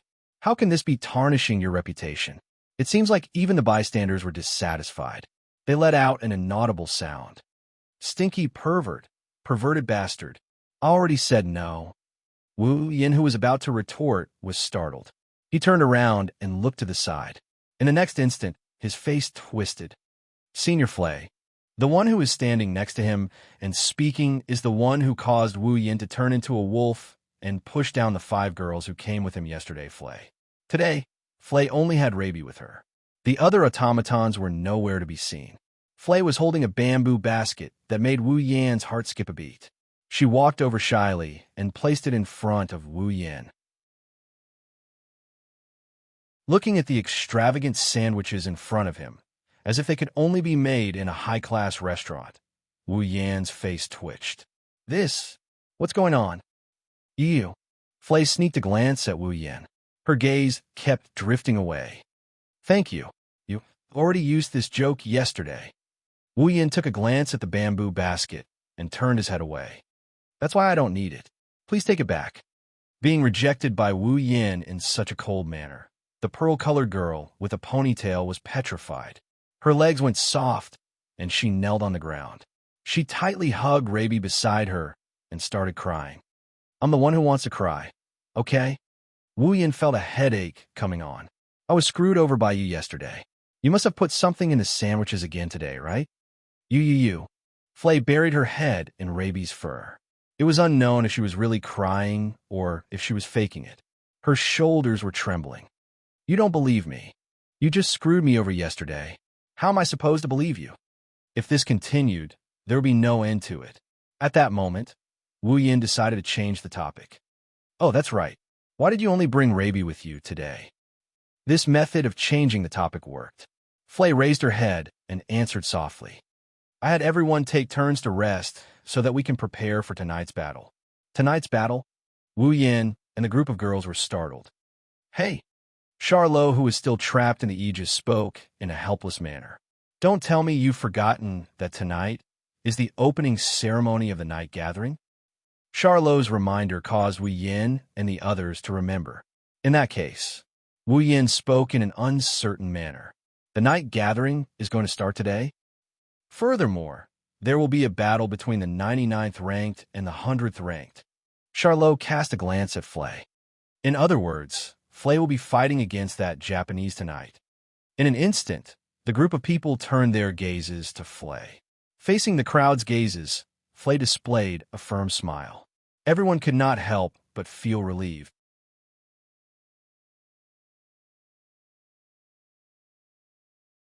Chapter 1656. Dang, dang, dang, dang, dang. The clock tower of Walpurgis Royal Mechanic Academy rang its rhythm, bringing up a light and solemn chime that turned into echoes, echoing in the sky above the academy. Behind the central lecture hall of Walpurgis Royal Mechanic Academy, there was a stage on the lawn sandwiched between the medical department and the law department. Light trucks were arranged in all directions of the lawn. Wires were plugged into them, and they were ready to work at any time. At the front of the lawn was a temporary stage, and behind it was a passageway. On the left was a central lecture hall, and on the right was an ancient Roman-style auditorium. The auditorium surrounded the entire lawn. On the lawn, students in black robes gathered in groups of 2s and 3s, chatting and looking nervously at the direction of the stage, more or less making noises. The lawn was where the night assembly was held, and it was also the battleground for the contestants of the night assembly.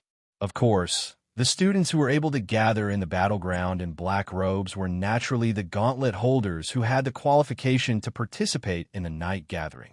The students who couldn't participate in the night assembly went up to the auditorium, chatting with each other with noises that were noisier than the gauntlet holders in the battleground. There was still time until the night assembly. There were still around 15 minutes left. The gauntlet holders' official match would start at 6 p.m. when the bell rang. Right now, it was 5:15 in the afternoon. At 5:30 p.m., the opening ceremony would start, and until 6 p.m., it would be used for the opening speech. During this waiting time, putting aside the gauntlet holders in the field, the audience in the auditorium was using this time to enjoy the delicacies bought from the food salesmen or stalls nearby. They were in a noisy state, as though they had entered a circus to watch a show. It wasn't anything strange. For the gauntlet bearers the night assembly would naturally be able to compete for the throne of the Devil King. It was an important competition to win everything.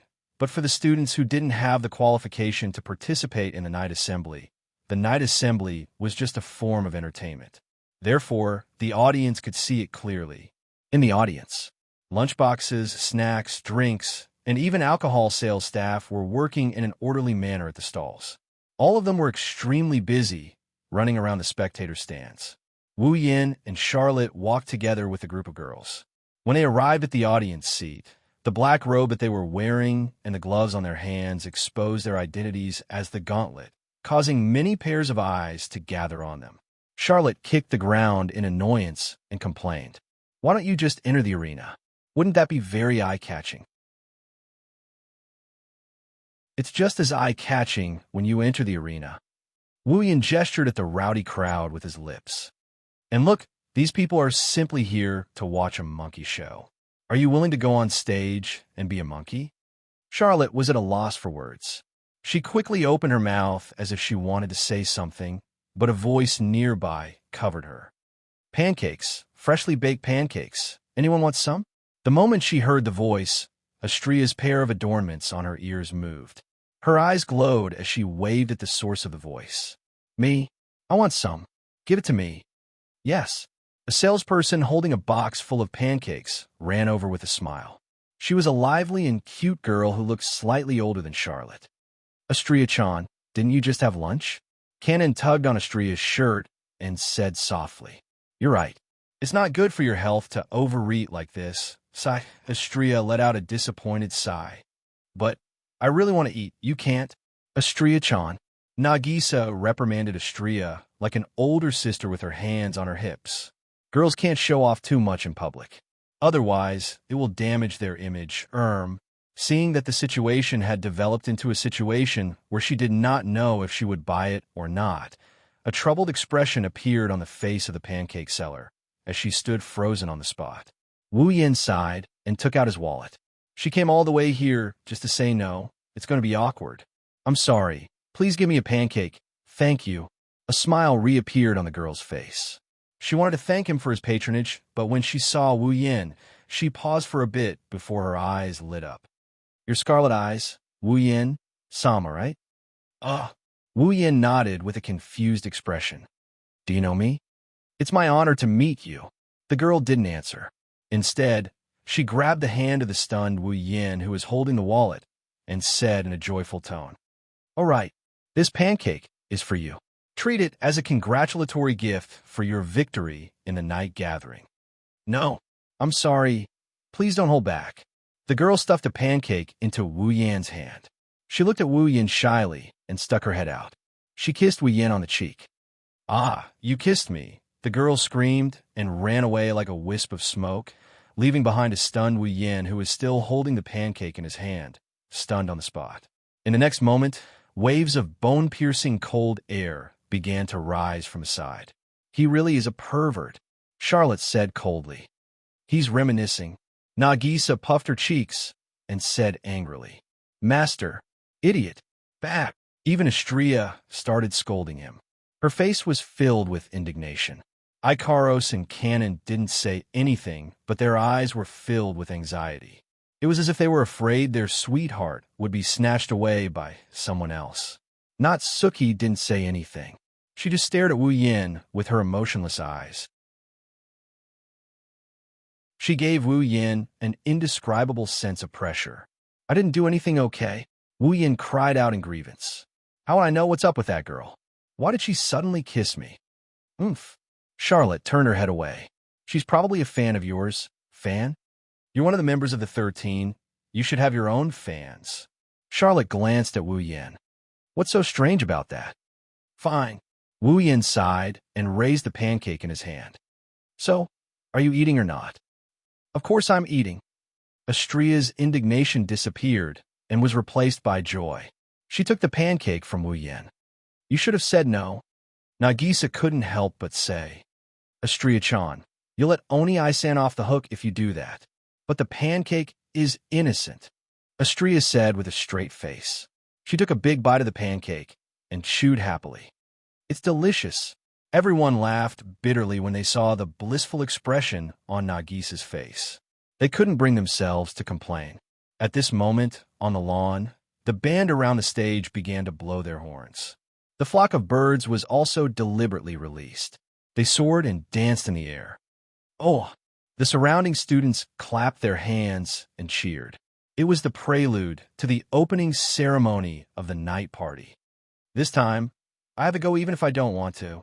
Charlotte calmly tightened her gown. All right, let's go. Wu Yin shrugged. He led Natsuki, Ikaros, Astria, Nagisa, and Cannon to the stage. Just as Wu Yin stepped on the grass field representing the night assembly, a person in formal attire broke away from the line of gauntlets and passed by Wu Yin as if he's skipping the opening ceremony. For a split second, when the person brushed past Wu Yin, he paused for a bit. Wu Yin's expression stiffened, and he stopped as well. The guy left the scene in a hurry, as if he just completed a mission. Wu Yin didn't even look back as he stood there with his hand raised. There was a piece of paper in his hand.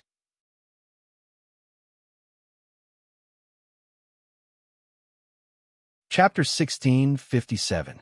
In the first battle of the night gathering, the participants were the 99th and 100th rank participants. In other words, Flay would be fighting against Lei Jun, who she had been scheming to assassinate all this while on the first night of the night gathering. Originally, Flay wanted to assassinate Lei Jun because Lei Jun's strength was not something she could handle. In order to save the Hellhound automaton, Flay had no choice but to assassinate Lei Jun. In other words, with Flay's strength, it was impossible for her to defeat Lei Jun. If she were to fight, Flay would undoubtedly be defeated. However, that was in the past. Currently, Rabi's Hellhound automaton was no longer the only one by Flay's side. Instead, there were more than 10 Hellhound automatons by her side.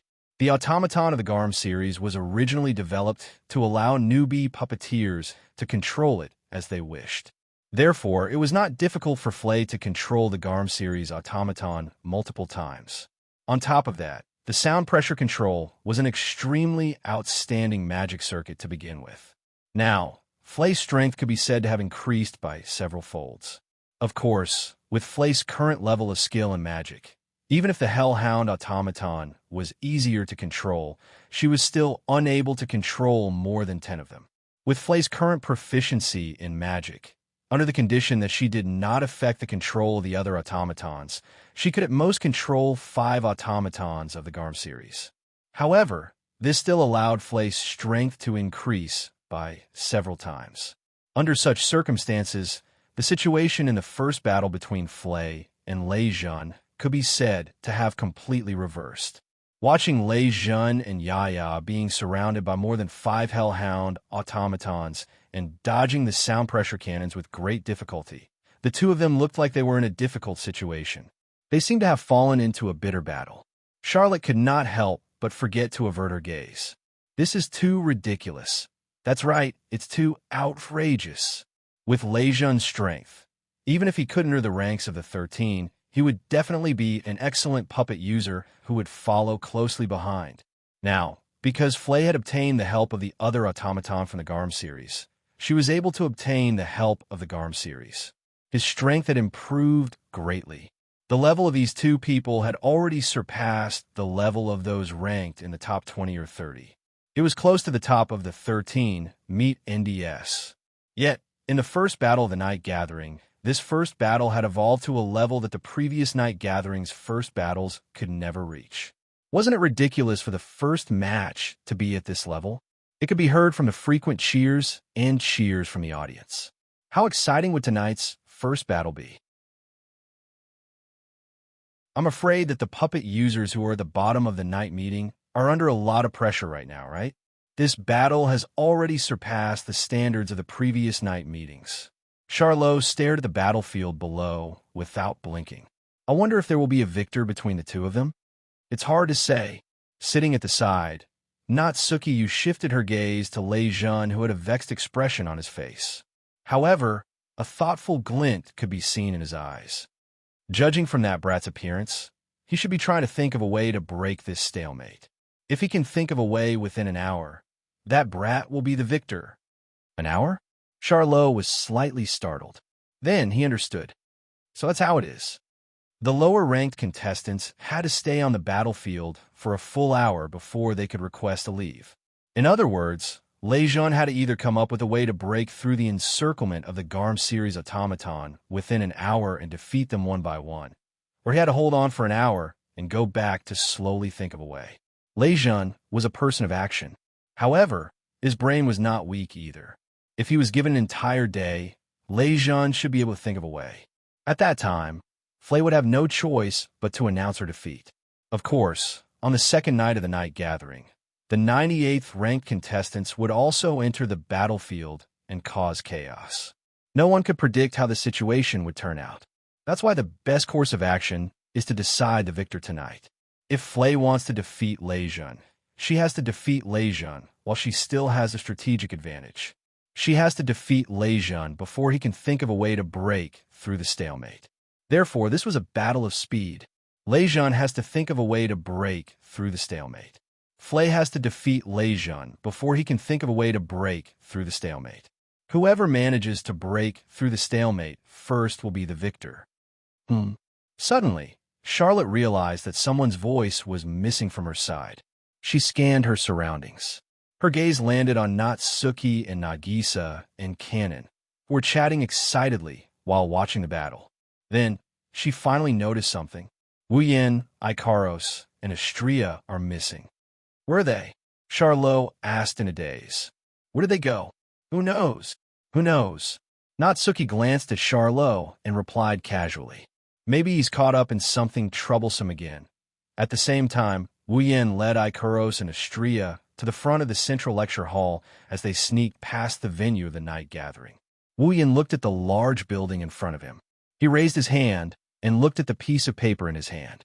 This piece of paper was stuffed into Wuyen's hand by the guy who suddenly left during the opening ceremony. He passed by Wuyen. There's only one sentence written on it. The Night Gathering Executive Department awaits your arrival. Without a doubt, this was an invitation letter. Even though it's just a piece of paper, the words Night Gathering Executive Department appeared on it. This simple invitation letter isn't as simple as it seems. The Night Gathering Executive Department is an organization set up specifically to deal with the night gathering. The Night Gathering Executive Department is in charge of everything related to the night gathering. The meeting hall of the Night Gathering Executive Department is located on the third floor of the Central Lecture Hall. In other words, the headquarters of the Night Gathering Executive Department is located on the third floor of the Central Lecture Hall. Wu Yin didn't know who invited him here, but if he guessed correctly, it should be a student. There are 3 people in the Night Gathering Executive Department who have the right to speak. They are the dean, the representative of the professors, and the representative of the students. Since the decisions of the Night Gathering Executive Department tend to favor the opinions of the adults, the head of the Night Gathering Executive Department is a student. The person who invited Wu Yan to the headquarters of the Night Gathering Executive Department is most likely the head of the Night Gathering Executive Department. Coincidentally, Wu Yan knows of this person's existence. Banquet at Hongmen, Wu Yan crushed the piece of paper in his hand. He looked at the Central Lecture Hall in front of him and smirked. Let's see what kind of tricks you have up your sleeve. Wu Yan led the 2 angelic girls who looked like his bodyguards. He opened the door of the Central Lecture Hall and he walked in. Wu Yan, Ikaros, and Astria saw a spacious hall when they opened the door to one of the rooms on the 3rd floor of the Central Lecture Hall. The floor of the hall was covered with a crimson carpet. The wine-red curtains were drawn to the wall. A large Victorian-style round table was placed in the center of the hall. There were 3 seats around it. On one of the 3 seats, there was a young man who wasn't tall, had a slender figure, and looked like a young girl. His entire body exuded the aura of nobility. His legs were crossed elegantly, and he was holding a cup of black tea in his hand. He was sipping it in small sips as he sat there. Beside the young man stood a tall man wearing a deacon's suit and tinted glasses. Looking at the 2 at the round table, Wu Yan's eyes flashed with a sharp glint.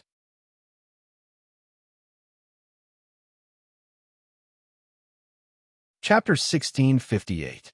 In the vast executive hall of the night party, a young man with green hair and silver hair sat at the head of the round table, one standing and one sitting at the head of the table, releasing a presence that couldn't be ignored.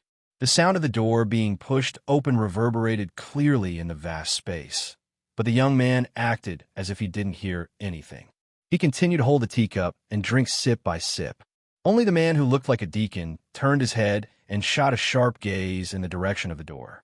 Anyone who met the sharp gaze of the man who looked like a deacon would be able to tell that the other party wasn't simple.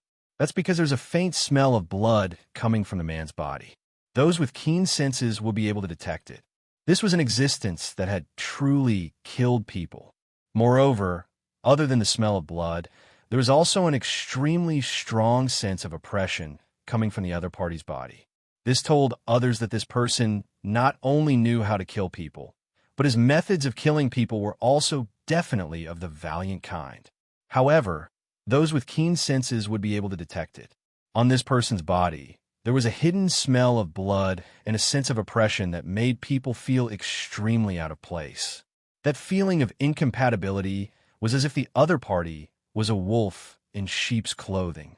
Compared to the deacon who gave off a sense of incompatibility, the young man sitting at the head of the table who was elegantly enjoying his tea looked like a normal person. Of course, that's just how it looks. My Disty, my honored guest. As if he was satisfied, the noble and elegant young man put down the teacup in his hand and slowly stood up and turned around. He faced the door with a sly smile on his face. Willie? Palace. Welcome to my palace. Palace Hall? Did this person treat the meeting hall of the executive department as his own palace? I don't know if he's arrogant or confident. Pursing his lips, Wu Yin led Ikaros and Astria into the meeting room of the executive department. Their footsteps were muffled on the luxurious carpet. The young man watched as Wu Yin and the 2 angelic girls got closer. The sly smile on his face got thicker and thicker to the point where it looked like he's up to no good. Looking at that smile, Wu Yin felt a bit nauseous, so he didn't go any closer. Instead, he stopped 5 meters away from the boy and met the eyes of the boy, who was full of smiles. I'm not a person who likes to beat around the bush. His first sentence was a tit for tat. This caused the eyes of the man standing behind the young man, which were hidden under his tinted glasses, to quickly condense killing intent. He moved a few steps to the side so that there's no obstacle between him and Wu Yan. Clearly, this man had the intention of charging forward. Really, you can't be rude to my esteemed guest. The young man was clearly being treated with disrespect in the beginning, but he still sounded happy. He spread his hands and said as if he was putting on a show, "However, I don't mind beating around the bush. At the very least, please give me the esteemed Scarlet Eyes. Do you have the time to introduce yourself?" The head of the Night Meeting Hall's executive department, number 10 of the 13, Cedric Granville. Cedric Granville. Wu Yin looked at the boy with a gaze that seemed to be able to see through everything before he opened his mouth with a smile that is not a smile. "For now, I'll treat you as this person." "Treat me as this person?"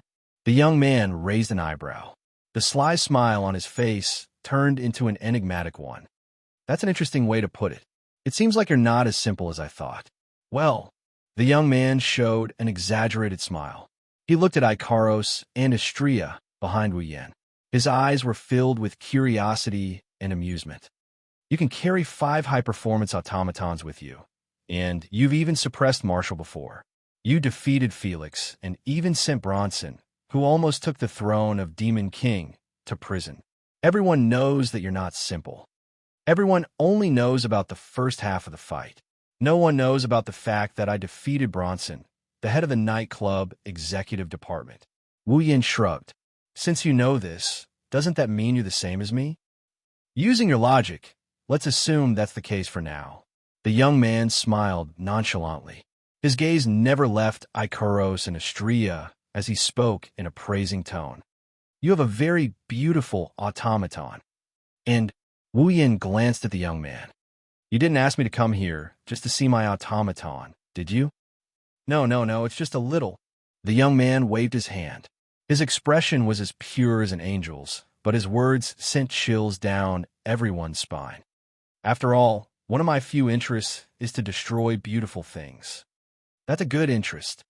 Wu Yin smiled knowingly. "I'll see if I can kill you later." "Huh." As soon as he finished speaking, the man standing next to the young man, who looked like a deacon, suddenly stomped on the ground and charged forward. Mana fluctuations flashed on the man's body. The man had clearly used some kind of magic to make his figure disappear in a flash. No, he didn't really disappear. The man's speed increased to a point where the naked eye couldn't catch him. In the blink of an eye, he appeared in front of Wu Yin and grabbed Wu Yan's neck. During the whole process, Wu Yin didn't move a single muscle. His neck was easily grabbed by the attendant's hand. The man, who looked like a deacon, tightened his grip on the neck that looked like it would break with a single pinch. His eyes, which were hidden under his tinted glasses, were filled with murderous intent. "Although you're the young master's VIP, can you please watch your mouth a little?" Jean said without a trace of a smile. "The Granville family's deacons are excellent, but not perfect. If you want to point out a flaw, it would be that you can't stand to hear your master being bad-mouthed." Wu Yin laughed when he heard that. He laughed as if he was watching a clown perform. His laughter was full of sarcasm, and he wasn't worried that his neck would be crushed. This caused Shinobi's murderous gaze to turn cold. Just as Jean was about to teach Kieran a lesson, the young man's unhurried voice entered his ears. "Stop it, Jean. As a deacon, it's my duty to stand up for my master." Jean replied without turning his head as he tightened his grip on Wu Yan's neck. "So, even if it's the young master's order, please let me delay it for a while." "Well, I don't mind." The young man's reproachful words carried an imperceptible dissatisfaction as it reverberated in the air. "But, rather than standing up for me, I hope you care more about my safety." Jean paused for a moment before his expression changed. He turned around and looked at the young man. The young man was still standing at his original spot. However, at this moment, he raised his hands up high and made a gesture of surrendering. He had a smile on his face as he shrugged his shoulders. Behind the young man, a girl with a pair of pure white wings stood there. She held a laser sword in her hand and held it against the young man's neck. It was none other than Astrea. Jin was shocked. He turned around and looked behind Wu Yin. He saw that where the two angel-like girls were supposed to be standing, the one with long golden hair and pure white wings had disappeared at some point in time. All that was left was the girl with pink wings and pink hair, who was staring at the real girl with a pair of illusory, square frames and a pair of cold, heart-piercing crimson eyes. Zhen's scalp tingled as he looked at the pair of cold crimson eyes. He had a feeling. If he really dared to crush the neck in his hand, then this beautiful girl who was as beautiful as an angel in front of him would definitely blast him into pieces before he could do so.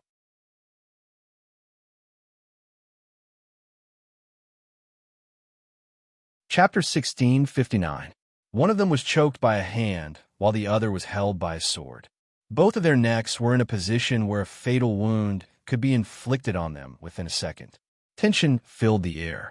Oh, what a shocking speed. The young man with the laser sword on his neck said with a smile on his face. This is the first time I've seen an automaton that can move faster than a real one. Is there a magic circuit inside it that increases its speed? Or is it a magic circuit related to space? You think that speed is magic? Wu Yin smiled calmly. If that's the case, then I'm sorry, but can you not compare my Astrea to your automaton? You can tell that it's really my automaton, the young man asked in surprise. There are plenty of people who can tell that it's an automaton, but I've never seen anyone who could tell that it's an automaton so quickly. After all, it's too similar to a real person, isn't it? It doesn't change the fact that it performed magic in an instant. Wu Yin explained with a lack of interest. The only thing that can perform magic in an instant is an automaton. This is common knowledge, the head of the night meeting. Beautiful. The young man clapped happily from the bottom of his heart. In other words, you didn't see that it was really an automaton, but that his speed was performed through magic, right? Isn't this even more difficult than seeing if it's really an automaton? Too bad, unfortunately. Wu Yin glanced at Shinichi, who had a sour expression, and he shook his head in disdain. This isn't the first time I've seen the magic your deacon used. Not the first time? Shinichi was stunned. Oh. The young man narrowed his eyes, as if he was trying to see through Wu Yin. That's interesting. From what I know, the only automaton that can perform this magic is the one that can do it. At the current stage, other than my people, no one else can do it. That's true. Wu Yin nodded in agreement. Only you people would treat a low-quality product like this as a treasure. Zhen's eyes suddenly released a murderous aura that was 10 times stronger than before. His heart was filled with anger. The smile on the young man's face finally disappeared. He stared at Wu Yin intently. Low-quality product? Your automaton magic trick. It should be the control of vectors, right? Wu Yin sighed. Controlling the vectors related to your body to increase your attack, defense, and speed, isn't it? You've seen through it to this extent. The young man was still smiling. However, the smile disappeared from his eyes. We call this magic trick complete control of vibration. It is a magic trick that interferes with the direction of movement of the body at the molecular level, thereby strengthening the attack, defense, and speed. This is the most advanced magic trick. I didn't expect that it would only be an inferior product in your eyes. It can only interfere with the movement of the body. What is it if it's not a low-quality product? Wu Yin didn't hide his words and mocked him without holding back. I've seen a magic that can even interfere with the movement of the Earth and slow down the Earth's rotation for 5 minutes. The effect is the same, but the level is completely different. Interfere with the movement of the Earth. For a moment, the young man's eyes seemed to widen in shock. Impossible. Masato, who is choking Wu Yin's neck, exclaimed. If there really is such a level of complete control vibration, the person who developed it would have used it to rule the world. Wu Yin didn't respond. Instead, he looked at the boy with an emotionless expression before looking at Shinobu. Both the master and servant felt a chill run down their spines. Could it be true? Of course it was true. In the world of Magic Catalog, the strongest esper in Academy City was vector control. It was the same type of complete control vibration, but the level of the two was completely different. True complete control vibration could interfere with the movement of the body to increase its attack power. Accelerator's vector control could interfere with the movement of external energy. His every move could cause the Earth to shake. He could even slow down the Earth's rotation for 5 minutes. True complete control vibration could interfere with the movement of the body to increase its defense. The vector manipulation that was commonly used could interfere with the direction of movement of external attacks, causing the incoming attacks to be reflected back. True complete control vibration could interfere with the movement of the body to increase its speed. Accelerator's vector control could also interfere with kinetic energy, wind, and air resistance to increase its speed. With the support of vector control, Accelerator could use his skin to touch the body of others and reverse the flow of blood and bioelectricity, causing the body to self-destruct. With the support of the vector manipulation ability, Accelerator could reflect all physical attacks back. There was no need to increase his defense at all. In theory, even nuclear weapons would not be able to hurt him at all. With the support of vector control, Accelerator could control the flow of air and create a gale with a wind speed of 120 meters per second. He could also create 4 tornadoes behind him. With the power of the tornadoes, he could even match the speed of a fighter jet. Compared to vector manipulation, complete control of vibration was not qualified to be compared at all. Of course, that was referring to the level of vector manipulation. If the level of vector manipulation was only level 4, perhaps it would be on the same level as complete control of vibration. Of course, no matter how strong vector control was, it was still a superpower in the magic catalog. It had nothing to do with the nimble girl invulnerability world. It wouldn't appear in this world. Wu Yin didn't bother to explain this point. He glanced at Astria. Astria understood and withdrew the laser sword from the boy's neck. She flapped her wings and flew into the air. She circled around the hall and returned to Wu Yan's side, landing next to Ikaros. The real's hand was still on Wu Yan's neck. If he really wanted to, he could have snapped Wu Yan's neck right now. Faced with such a situation, Wu Yan not only called Astria back, he also ignored the pressure on his neck as if he didn't care about his own life and death. Seeing this, the Truth, who was in control of this person's life and death, gnashed his teeth in hatred. Really? The young man revealed a helpless expression for the first time. He already retreated. If you don't stop, wouldn't that make me look weak? The real's expression changed a few times. He unwillingly withdrew his hand and returned to the boy's side. In truth, the youth really wanted to ask if the complete control vibration that could shake the entire Earth really existed, and if it did, who possessed it? However, perhaps it was because he subconsciously did not want to, or perhaps he did not dare to think that there was such a level of complete control vibration. The young man suppressed the doubts in his heart and forced a smile. Don't tell me you don't want to ask me why I asked you to come here. I told you from the start, I don't like to beat around the bush. Wu Yin chuckled at the boy. But you like to beat around the bush. That's why I accompanied you for so long. In other words, Wu Yin had already asked from the very beginning. It's just that the youngster kept spouting nonsense. It's not that Wu Yin didn't ask. It's because the boy liked to play, and Wu Yin played with him. The boy choked. He was a little annoyed. In the past, other than facing his own parents, he had always been the one to take the lead in everything. But now, he's a level lower than Wu Yin. How could the boy not be annoyed? However, as if he had thought of something, the young man laughed happily again. I want to introduce you to someone.